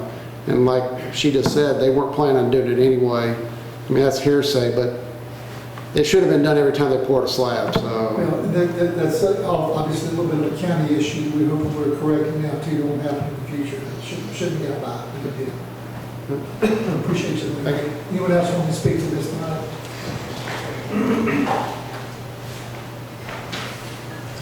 Yes, sir. Steve Murphy. I'm in Park West also. You can probably ascertain that I don't have small children anymore, but when you ride around there, I ride on the bike 3 or 4 times a week. I walk my dog twice through that neighborhood, and especially in the back portion where we're talking about 5A, B, C, those lots are pretty close together. Also 4, those lots are real close. And because the driveways are so short, because of the setbacks there, they can put 2 cars in their driveway and they put the alternate cars out in the street. Even on a bicycle, I have to be very careful that a young child doesn't come out from behind a car, okay? I don't know how we can fix that, going backwards like you say.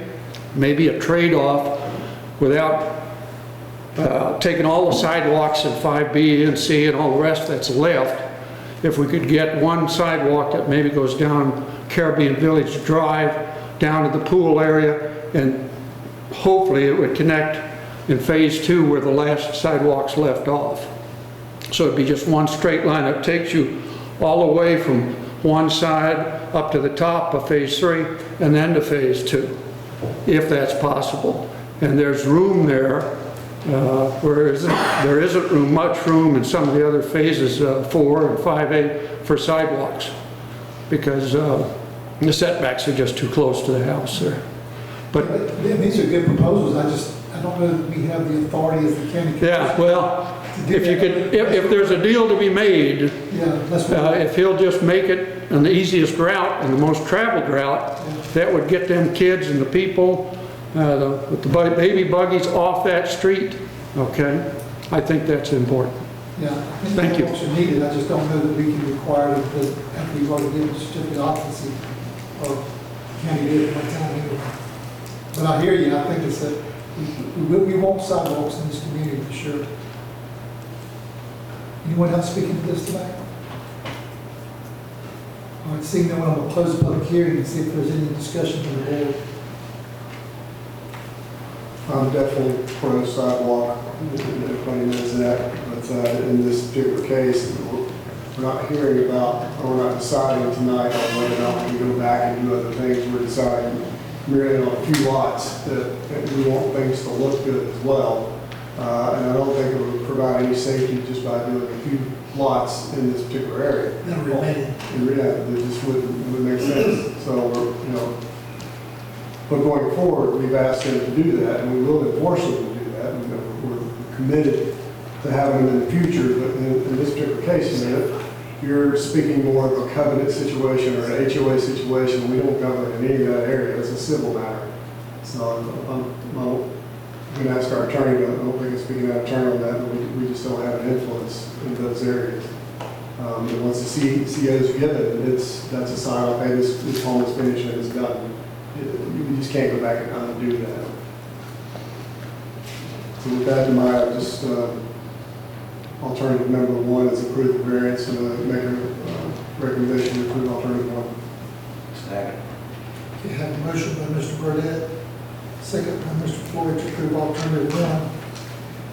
And I'd still, before we take a vote, it'd be good for our staff to look at, what the possibilities of future funding for, this other areas where maybe this has happened.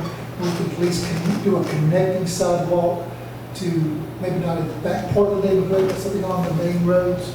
It may be worthwhile for the county to do some funding here and some elsewhere. agree with that for sure. So I'm not checking into that, and come up some options for us for these budget years. Compensation, I don't think anybody has a problem with that. But we hear you, that's why we want to enforce it going forward. We're sorry that the previous administrations didn't. We're going to enforce the sidewalks going forward. Have a motion and a second to approve alternative one. All in favor, say aye. Aye. All opposed, no. And it carries. Thank you. Second reading, consideration to approve the second reading of an application by D.R. Horton for a variance to eliminate the sidewalk requirement for Park West Phase 3, 4, and 5A located off of Noel C. Conway Road, Highway 30, in the second district. Motion to approve the second reading. Make a motion to approve the second reading. Second. Motion by Mr. Burdette, second Mr. Loper to approve the second reading. All in favor, say aye. Aye. All opposed, no. And it carries. Mr. Chairman, I'm going to recuse myself for this. Okay. And clerk will note that Mr. Loper is recusing himself from item number 5 in the public hearing. The planning board recommends approving an application by Craig Johnson, agent for Terry Johnson, to rezone 5.74 acres located at 2368 Highway 21 North from AR1 to AR2 to allow for division of parcel map number 342, parcel number 31 in the 3rd district. Yeah, so this is a 5.74 acre parcel that's currently zoned AR1, and the applicant wishes to split it as shown in this survey, and as such, is to rezone it to AR2. It's just a simple homestead split. So staff recommends approval. Okay, open the public hearing. Anyone speaking for this tonight?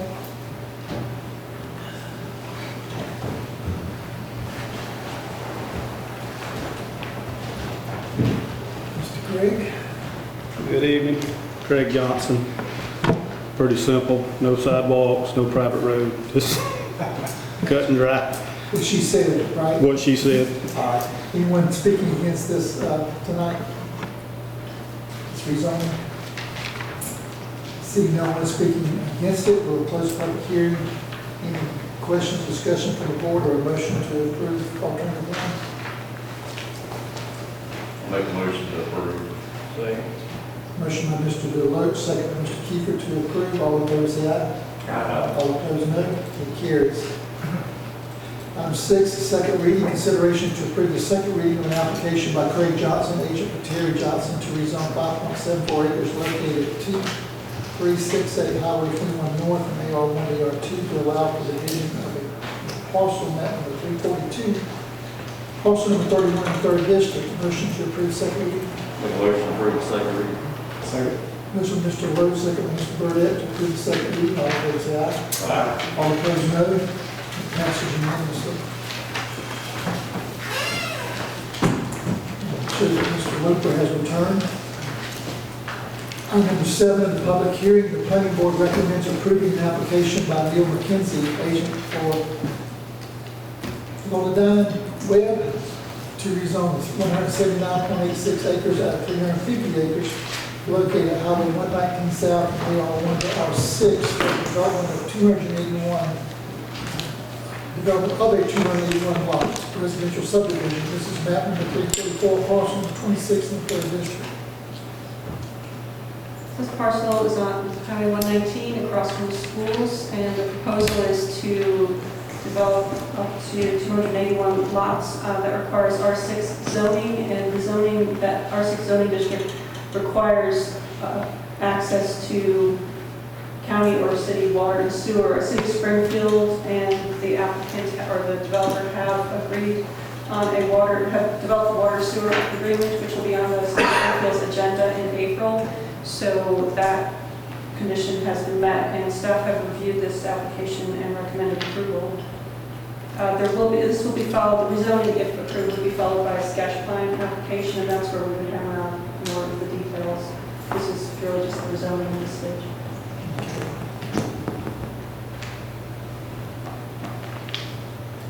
All right, we'll open the public hearing. Would you like to speak forward? Yes, sir. Hey, I'm Neil McKenzie. I'm agent for the Webbs and also Mungo Homes of Georgia. Like Ms. Cannon said, this application is to rezone from AR1 to R6. The total acreage of this application is approximately 188 acres, with 105 acres being upland. The remainder of that will be preserved wetland. We're proposing this current plan here, this concept plan shows 281 lots. That results in a density of 2.7 units per acre, which is less than the 6 that are allowed by R6. So we're less than half of the units. This project will provide a large amount of open space. We will have sidewalks and ponds in here. It will be the open spaces will be maintained by an HOA. The access will be made from 119. Our access point, it aligns with the exit from the middle school, and we do anticipate a nice entrance, landscapes, sign, everything, to make it look nice. We do expect this to be a nice neighborhood and a place that people are going to want to live and something the county can be proud of. As Ms. Cannon said, we are going to be served with Springfield utilities, and we do anticipate some improvements out on 119. There will be a right turn lane into our neighborhood, and we'll also proposing to restripe some lanes on 119. We've got room to add the left turn lane into the neighborhood coming eastbound. So those are some improvements that have been pointed out ahead of time. And we're going to have some nice sidewalks in there? Yes, sir. Absolutely. What's the square footage home you're talking about building out there? What size home? Just out of curiosity, what kind of square footage? They start homes, mid-size, medium-size homes? Evening. My name is Ryan Strickland. I work for Mungo Homes of Georgia, land development manager. I'm not on the production side. I'd say they start in the lower 200s when it comes to square footage. I'd say 1,600 to 1,800 minimum. I don't know. It would certainly meet the code. So, yes, sir. But this will be the R6 zoning with the 60-foot lots. We're not asking for any variances. There will be sidewalks and with public water and sewer. So.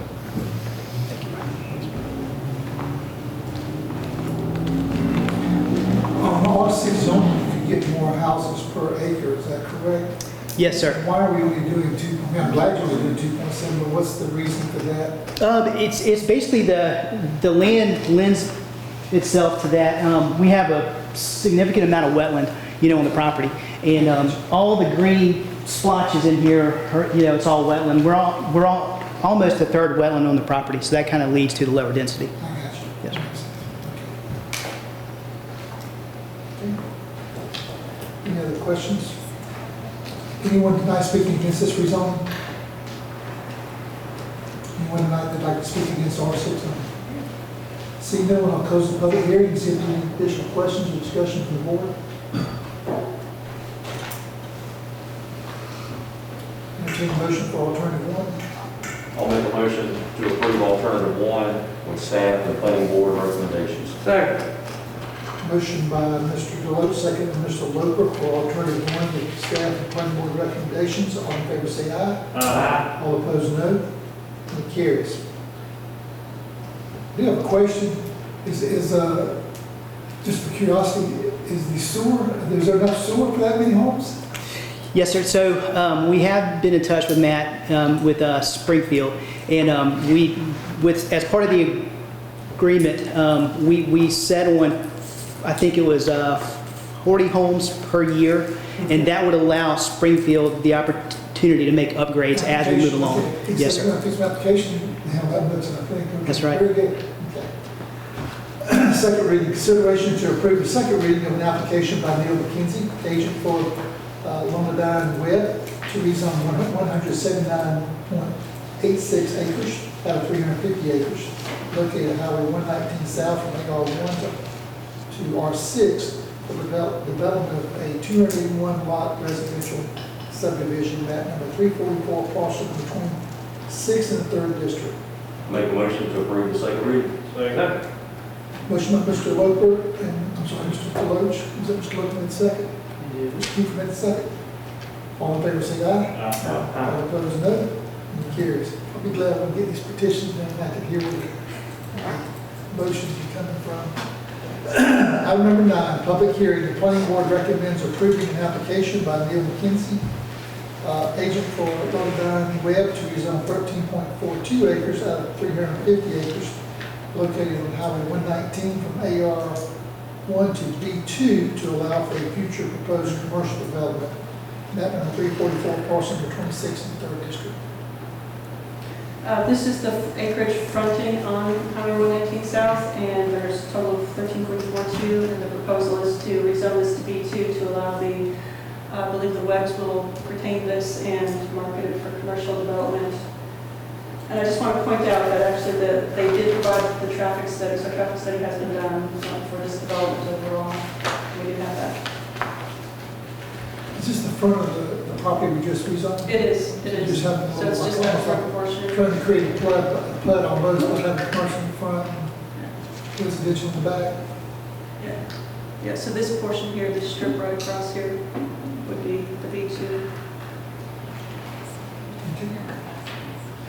Open the public hearing. Speak to it. Yes, sir. I'm Neil McKenzie, again, on behalf of the Webbs. So this is part of the land deal with Mungo Homes. They have requested to retain that front strip to and have it rezoned to B2 to give them the option to to market the property.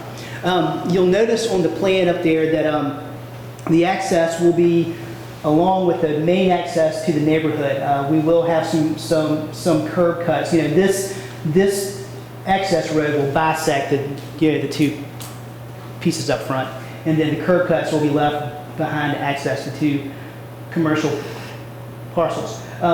Similar to the rest of the property, there are some good amount of wetlands on these, on the backs of these lots. So those will be,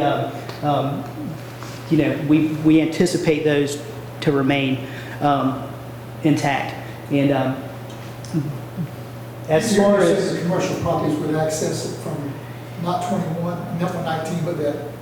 That's right. Yeah. That's right. The spine road that'll be built as part of the access for the neighborhood will be used, and those will be the curb cuts to access those two parcels. Less traffic coming out of 21 from different locations. Yes, sir. And I will add the study that she mentioned. It did include the parcels up front. So. Anyone else speaking for this tonight? Anyone tonight speaking against this rezoning from AR1 B2? Anyone speaking against? Seeing no one, I'll close the public hearing. See if there's any questions or discussion from the board. I'll make a motion to approve alternative 1, staff and planning board recommendations. Sorry. Motion Mr. Deloach, second Mr. Lockley to approve alternative 1 with staff and planning board recommendations. All in favor say aye. Aye. All opposed no. Any carries. Second reading, consideration to approve the second reading of an application by Neil McKenzie, agent for Rhododendron Webb, to rezone 13.42 acres out of 350 acres located on Highway 119 South from AR1 to B2 to allow for a future proposed commercial development, map number 344, parcel number 26 in the 3rd district. I'll make a motion to approve the second reading. Second. Motion Mr. Lowe, second by Mr. Burdette to approve the second reading. All in favor say aye. Aye. All opposed no. Any carries. Item number 11, the public hearings. Planning board recommends approving an application by Stephen Cheria of Inman Solar, agent for James B. Zitrower, requesting a conditional use located on Stillwell Road to allow for a solar farm of 172 acres, it's on AR1. Map number 49, parcel number 52, 4th district. Public hearing, speak to them, Ms. Teresa. Yes, so this is a proposal to install a solar array on this tract of land. You notice it's really long, it's off Stillwell Road, really long. But the proposal is to place the solar array way, far back, over 1,000 feet back. That is over 1,700 feet back from Stillwell Road. This has been timbered, but the front portion of it does still have trees, so it's not a complete buffer screen, but there is a kind of a screen that was left in place. The solar array will be back here, and we have developed some conditions that include a decommissioning requirement for a decommissioning plan, so that we can have assurances that, that in the event that when this is eventually decommissioned, that there is a plan in place, that there's a bond requirement. And at the planning board, Mr. Churillo did indicate that that was part of the lease agreement with the landowner anyway, so that's standard industry practice. There was also, we had an initial requirement for a chain link fence of a certain height, and they requested that we revise that to the federal standards, so we did, and that's 6 feet in height. And so we've amended the original staff recommendation to reflect federal requirements. But other than that, staff recommends approval of the planning board. Where's the oil well? Down there at the bottom.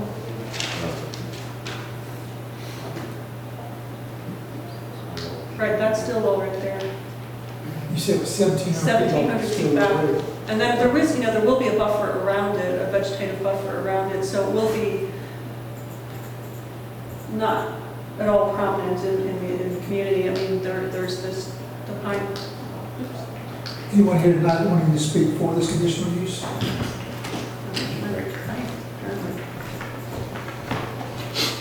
Good evening. My name is Steve Chiarello. I'm with Inman Solar.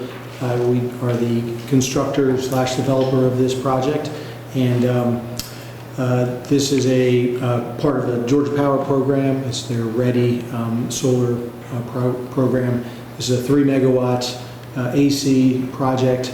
It's a sell-all program, so all the power would be sold back to Georgia Power, and so it won't have any impact on people's power bills per se, but we will be doing some upgrades to the infrastructure around it, so there are some benefits to the community. Solar is, generally speaking, a very good neighbor. It's quiet, there's no reflection or emissions from this site, and as we said, we've intentionally set it quite far off the road so that it's essentially will be unseen, and there's very little maintenance that's done on these systems once they're installed, so we cut the grass once a month and do once or twice a year do maintenance on it. And I guess last, this project will develop about $28,000 a year in property taxes. That's without putting kids in school or cars on the road. So, so generally speaking, these are good projects, but I'd certainly defer to the rest of my time for whatever questions you may have. So, Thank you, sir. thanks. Anyone not speaking against this conditional use? Seeing no one, I'll close the public hearing, see if there's any questions or comments from the board. Entertain a motion. Make a motion to approve item number 1. Second. Motion by Mr. Leopard to approve alternative 1, and then I'm sorry, the second was by Mr. Groves. Yes. Okay. All in favor, say aye. Aye. All opposed, no. And carried. This side sounds like it could be either you or to keep your Separate reading consideration to approve the subdivision of an application by Steve Chirillo. Steve's fine.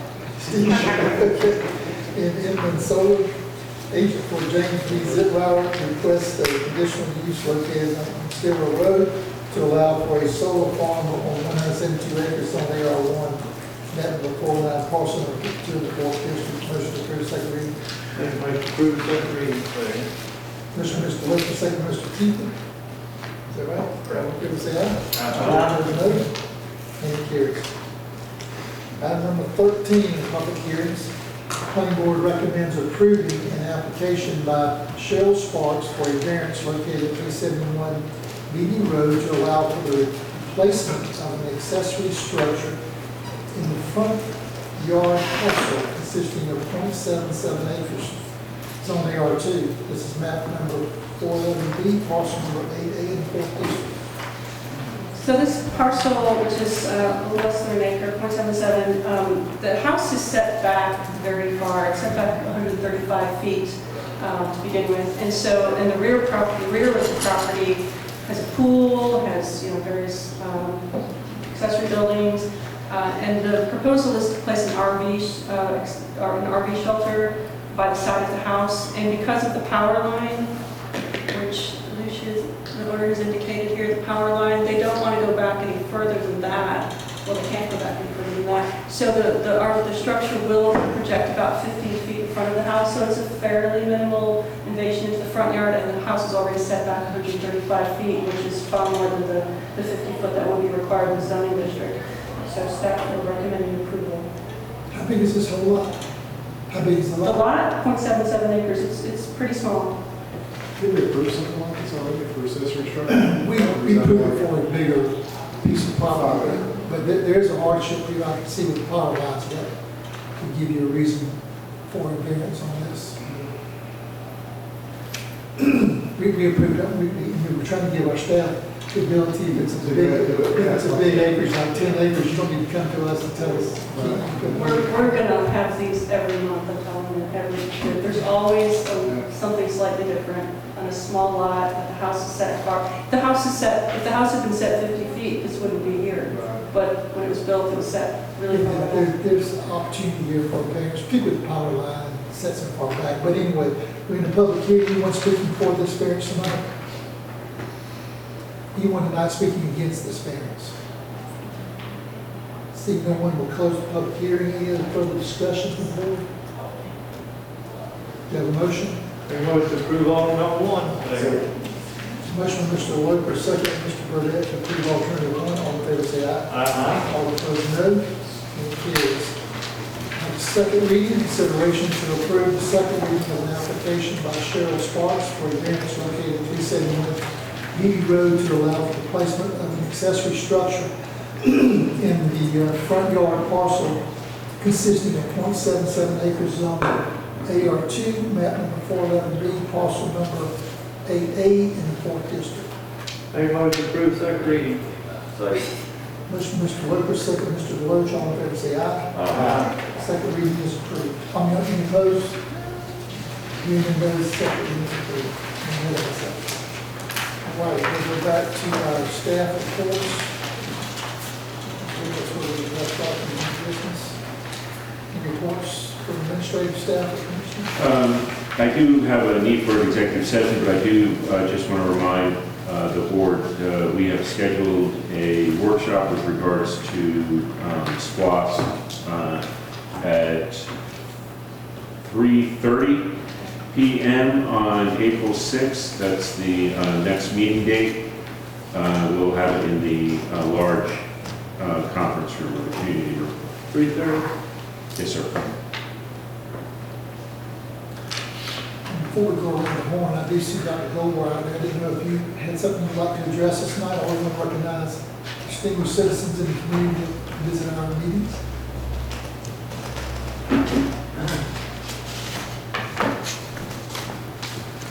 Good afternoon. I'm Franklin Goldwire, Mr. Chairman and board members. Thank you for the opportunity to be here today. I'm assuming you've been made aware or reminded, or if not, you will be reminded, that we had planned the installation of the historical marker at the Springfield Central High School site on April the 9th. We planned a year ago, but due to the pandemic, we pushed it off, pushed it back, and here we are now trying to decide how to move forward. In that regard, we've heard from the State Historical Society giving us two options to carry out this activity. The first option is to do a less than 10 person activity at the site to install a marker. The other option is to do it virtually. We've had conversations with the Georgia Historical Society and other concerned individuals, and we're here tonight maybe to get your input and your desire as to how we need to move forward. Just to be very candid so that you can understand where we are at this point in the discussion with the Historical Society, I get the impression, not any verbiage, that they would rather see us move forward so that this can be taken off their agenda of things to do. They are moving forward with virtual installations as well as small group installations. So we have given it much consideration, and we're here tonight for you to have your input in it, realizing that the Georgia Historical Society will be the lead in whatever activity that we decide to do. Dr. Gilmore, is this their requirement that it be 10 people or less? Say again? Recommendation? Is it the Historical Society's requirement or recommendation? It's their requirement, 10 people or less for a in-person on-site installation and activities. Could you have 10 people there? I mean, I know you'd want to be there. You could have it where the 10 people would be there and then have it virtual so everybody can see it? I mean, what? We have looked at the parties involved, of course, your group, and if up to 3 members from the board attend and 2 or 3 members from the Springfield Central High School Association, the Historical Society of Effingham County, which is a partner with us, the Georgia Historical Society, which will be heading it up, that's going to put us about 7 or 8. And if we have someone from the Board of Education to make that connection, that's about 8 or 9. And if we do the press, then we're right at the limit. So that's going to virtually eliminate practically all of the participation, well, most of the participation that we anticipated in having a real big celebration, because this is a historical event in itself, even though we're placing a historical marker. The Central School, as you might remember, will be 66 years from April the 9th when the school first opened, and we were trying to correlate a date with that particular date. So there is a lot of disappointment in not being able to have the in-person celebration that we had wanted to do, but due to the circumstances, we know it can't happen at this time. The Historical Society, if they participate in the less than 10 installation, they will refrain from participating in any future date.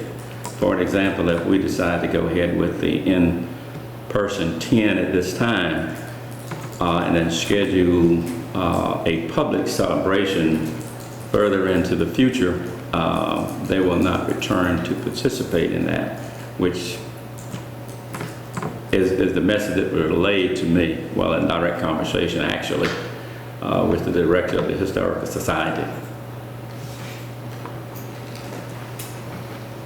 First of all, I think it's kind of, this is an outdoor event, right?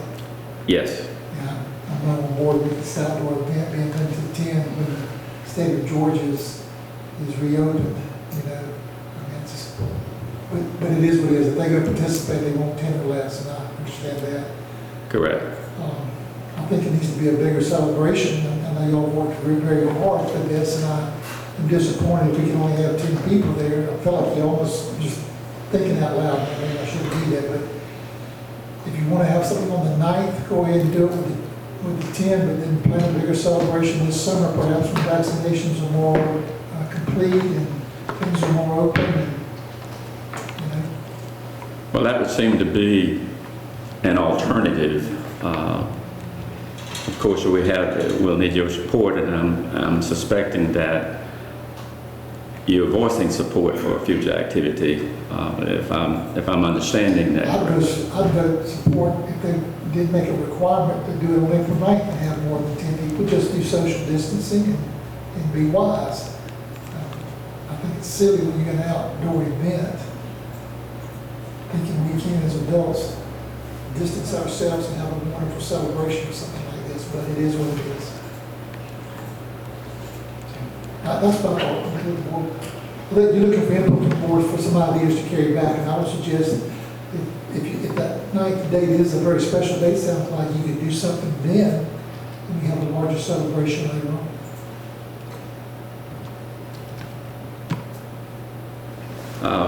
Our chairman is here with me tonight, Willie Wright, Chairman of the Springfield Central High School Association. Any comments? Is it right?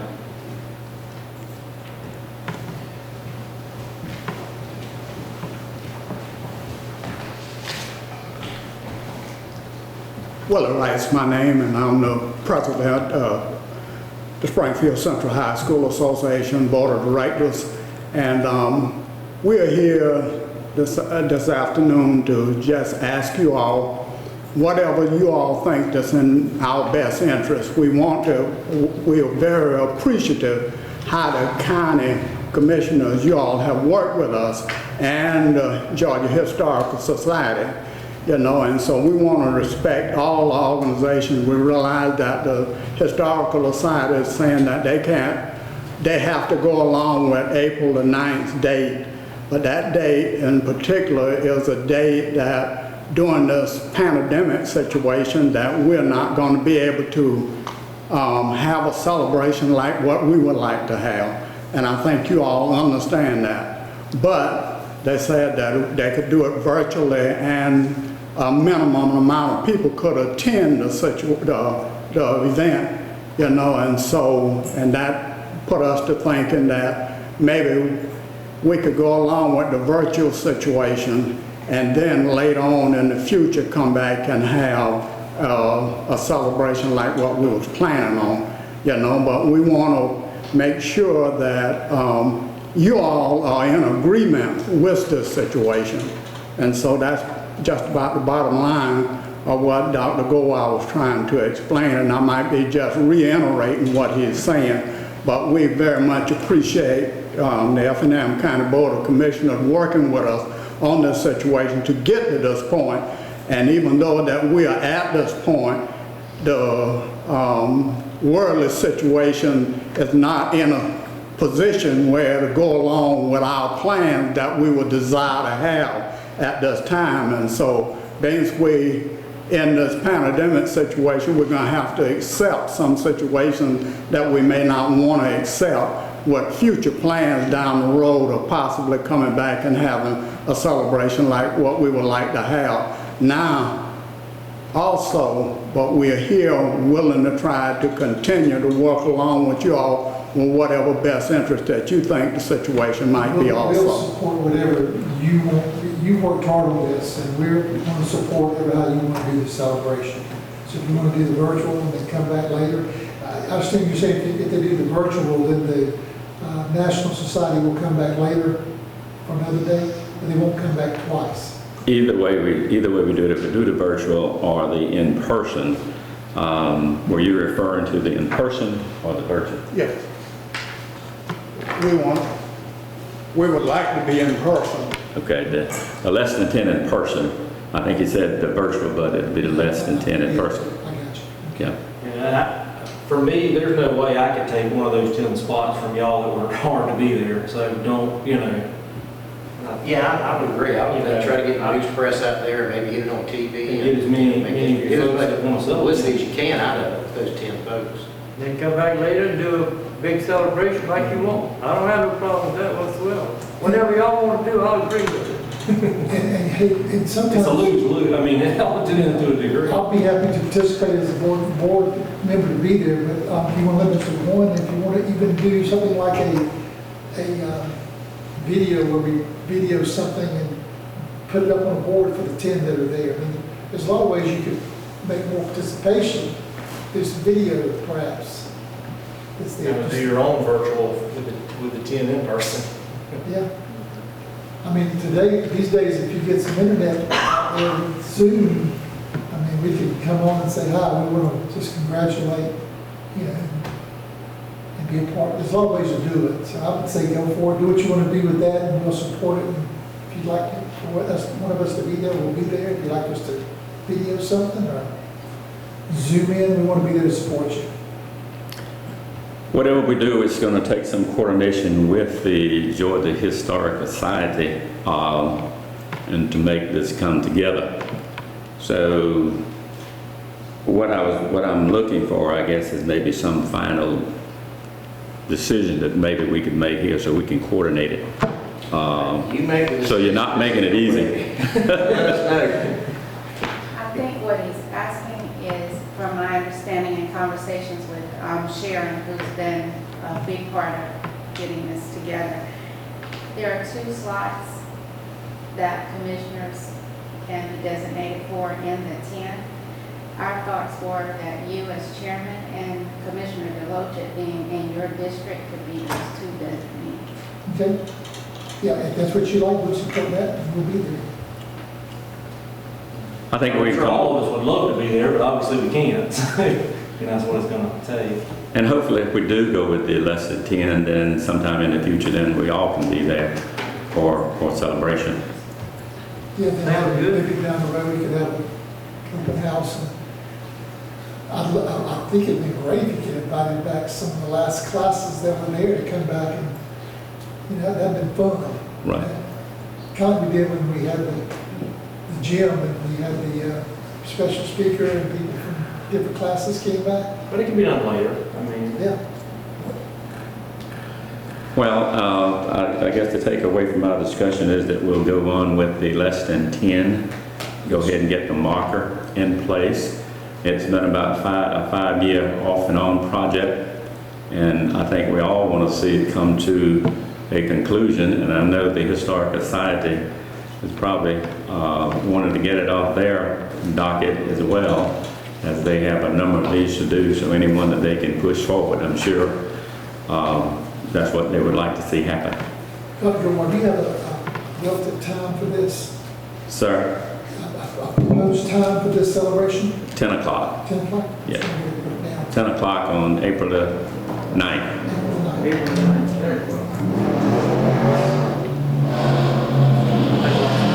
That's a Friday, I believe. Is that right? It is, it's Friday.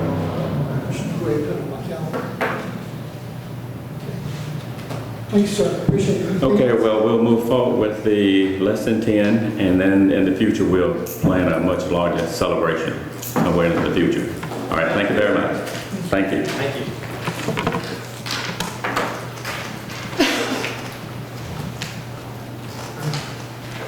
All right, is there anything else from staff? No, sir, that's what I was going to bring to your attention. Oh, I'm sorry. That's fine. I just saw that door out there and I want to recognize them. No. Appreciate it. Thank you. Anything from the commission? I'm good. Yeah, one thing, just on the, I know we have to look at funding wise, but I get a lot of complaints about the striping on Old Augusta Road, particularly north of the railroad tracks near Georgia Pacific. And I think a lot of it has to do with those trucks jockey into that. I mean, it just wears down, and particularly a lot of older drivers with vision when it's raining and dark. But I do get quite a few complaints of that. So, I just want to have a funny thing, I just want to make sure it gets. While there's reflectors going, that still say. Some RPMs. Not long. Big trucks, not long.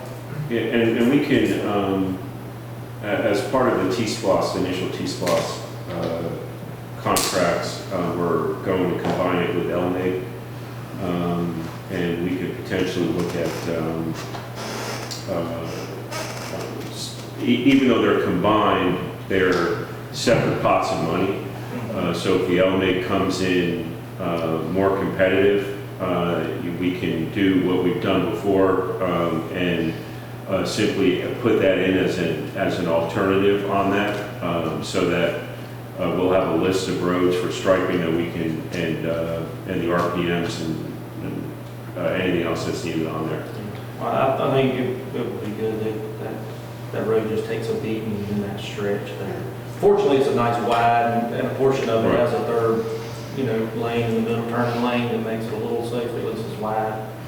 And also, and I'm not there's a section of that road that's getting repaved as a result of T-SPLOS of Old Augusta Road. Mm-hmm. And so what we might, obviously, then the whole striping will be taken care of on that, and then we can look at just extending the striping. That's right. I just wanted to get it on the radar. Yeah, but it is part of T-SPLOS, so it should be one of the initial contracts, although I think we would like to look at what has to be done to that road to bring it up to GDOT's standards. so we can create a truck route from Ebenezer down to 21 on Old Augusta. So we'll get back to you. That's fine. That's it. That's it. McCall Park, update? That's a good sign. I'll email you the plans we're going to put out for RFP. It came out great. Cool. Charlie did a very nice job on that. Awesome, thank you. Any updates on that Meldrum issue with the power pole? Have we got that removed yet? Yeah, did we get that taken care of already? The Transformers have not been removed yet, but they are contracted to be removed. Yeah, so we've awarded the contract, we're just waiting for it to get removed. Anything else? All right, Chief? You have staff? Very good. Got a motion to go into executive session? Make a motion to go into executive session to discuss personnel, property, and pending litigation. Second. Motion by Mr. Keeper, second by Mr. Burdette, to go into executive session. All in favor, say aye. Aye. All opposed, no. Executive session. Go back to regular session. Motion by Mr. Lucas, second by Mr. Deloach, to go back into regular session. All in favor, say aye. Aye. All opposed, no. And that carries. We don't have any executive session minutes, so there's no other business. Motion to adjourn. Make a motion to adjourn. Motion by Mr. Loper, second by Mr. Floyd to adjourn. You got a minute? All in favor, say aye. Money just Stand adjourned.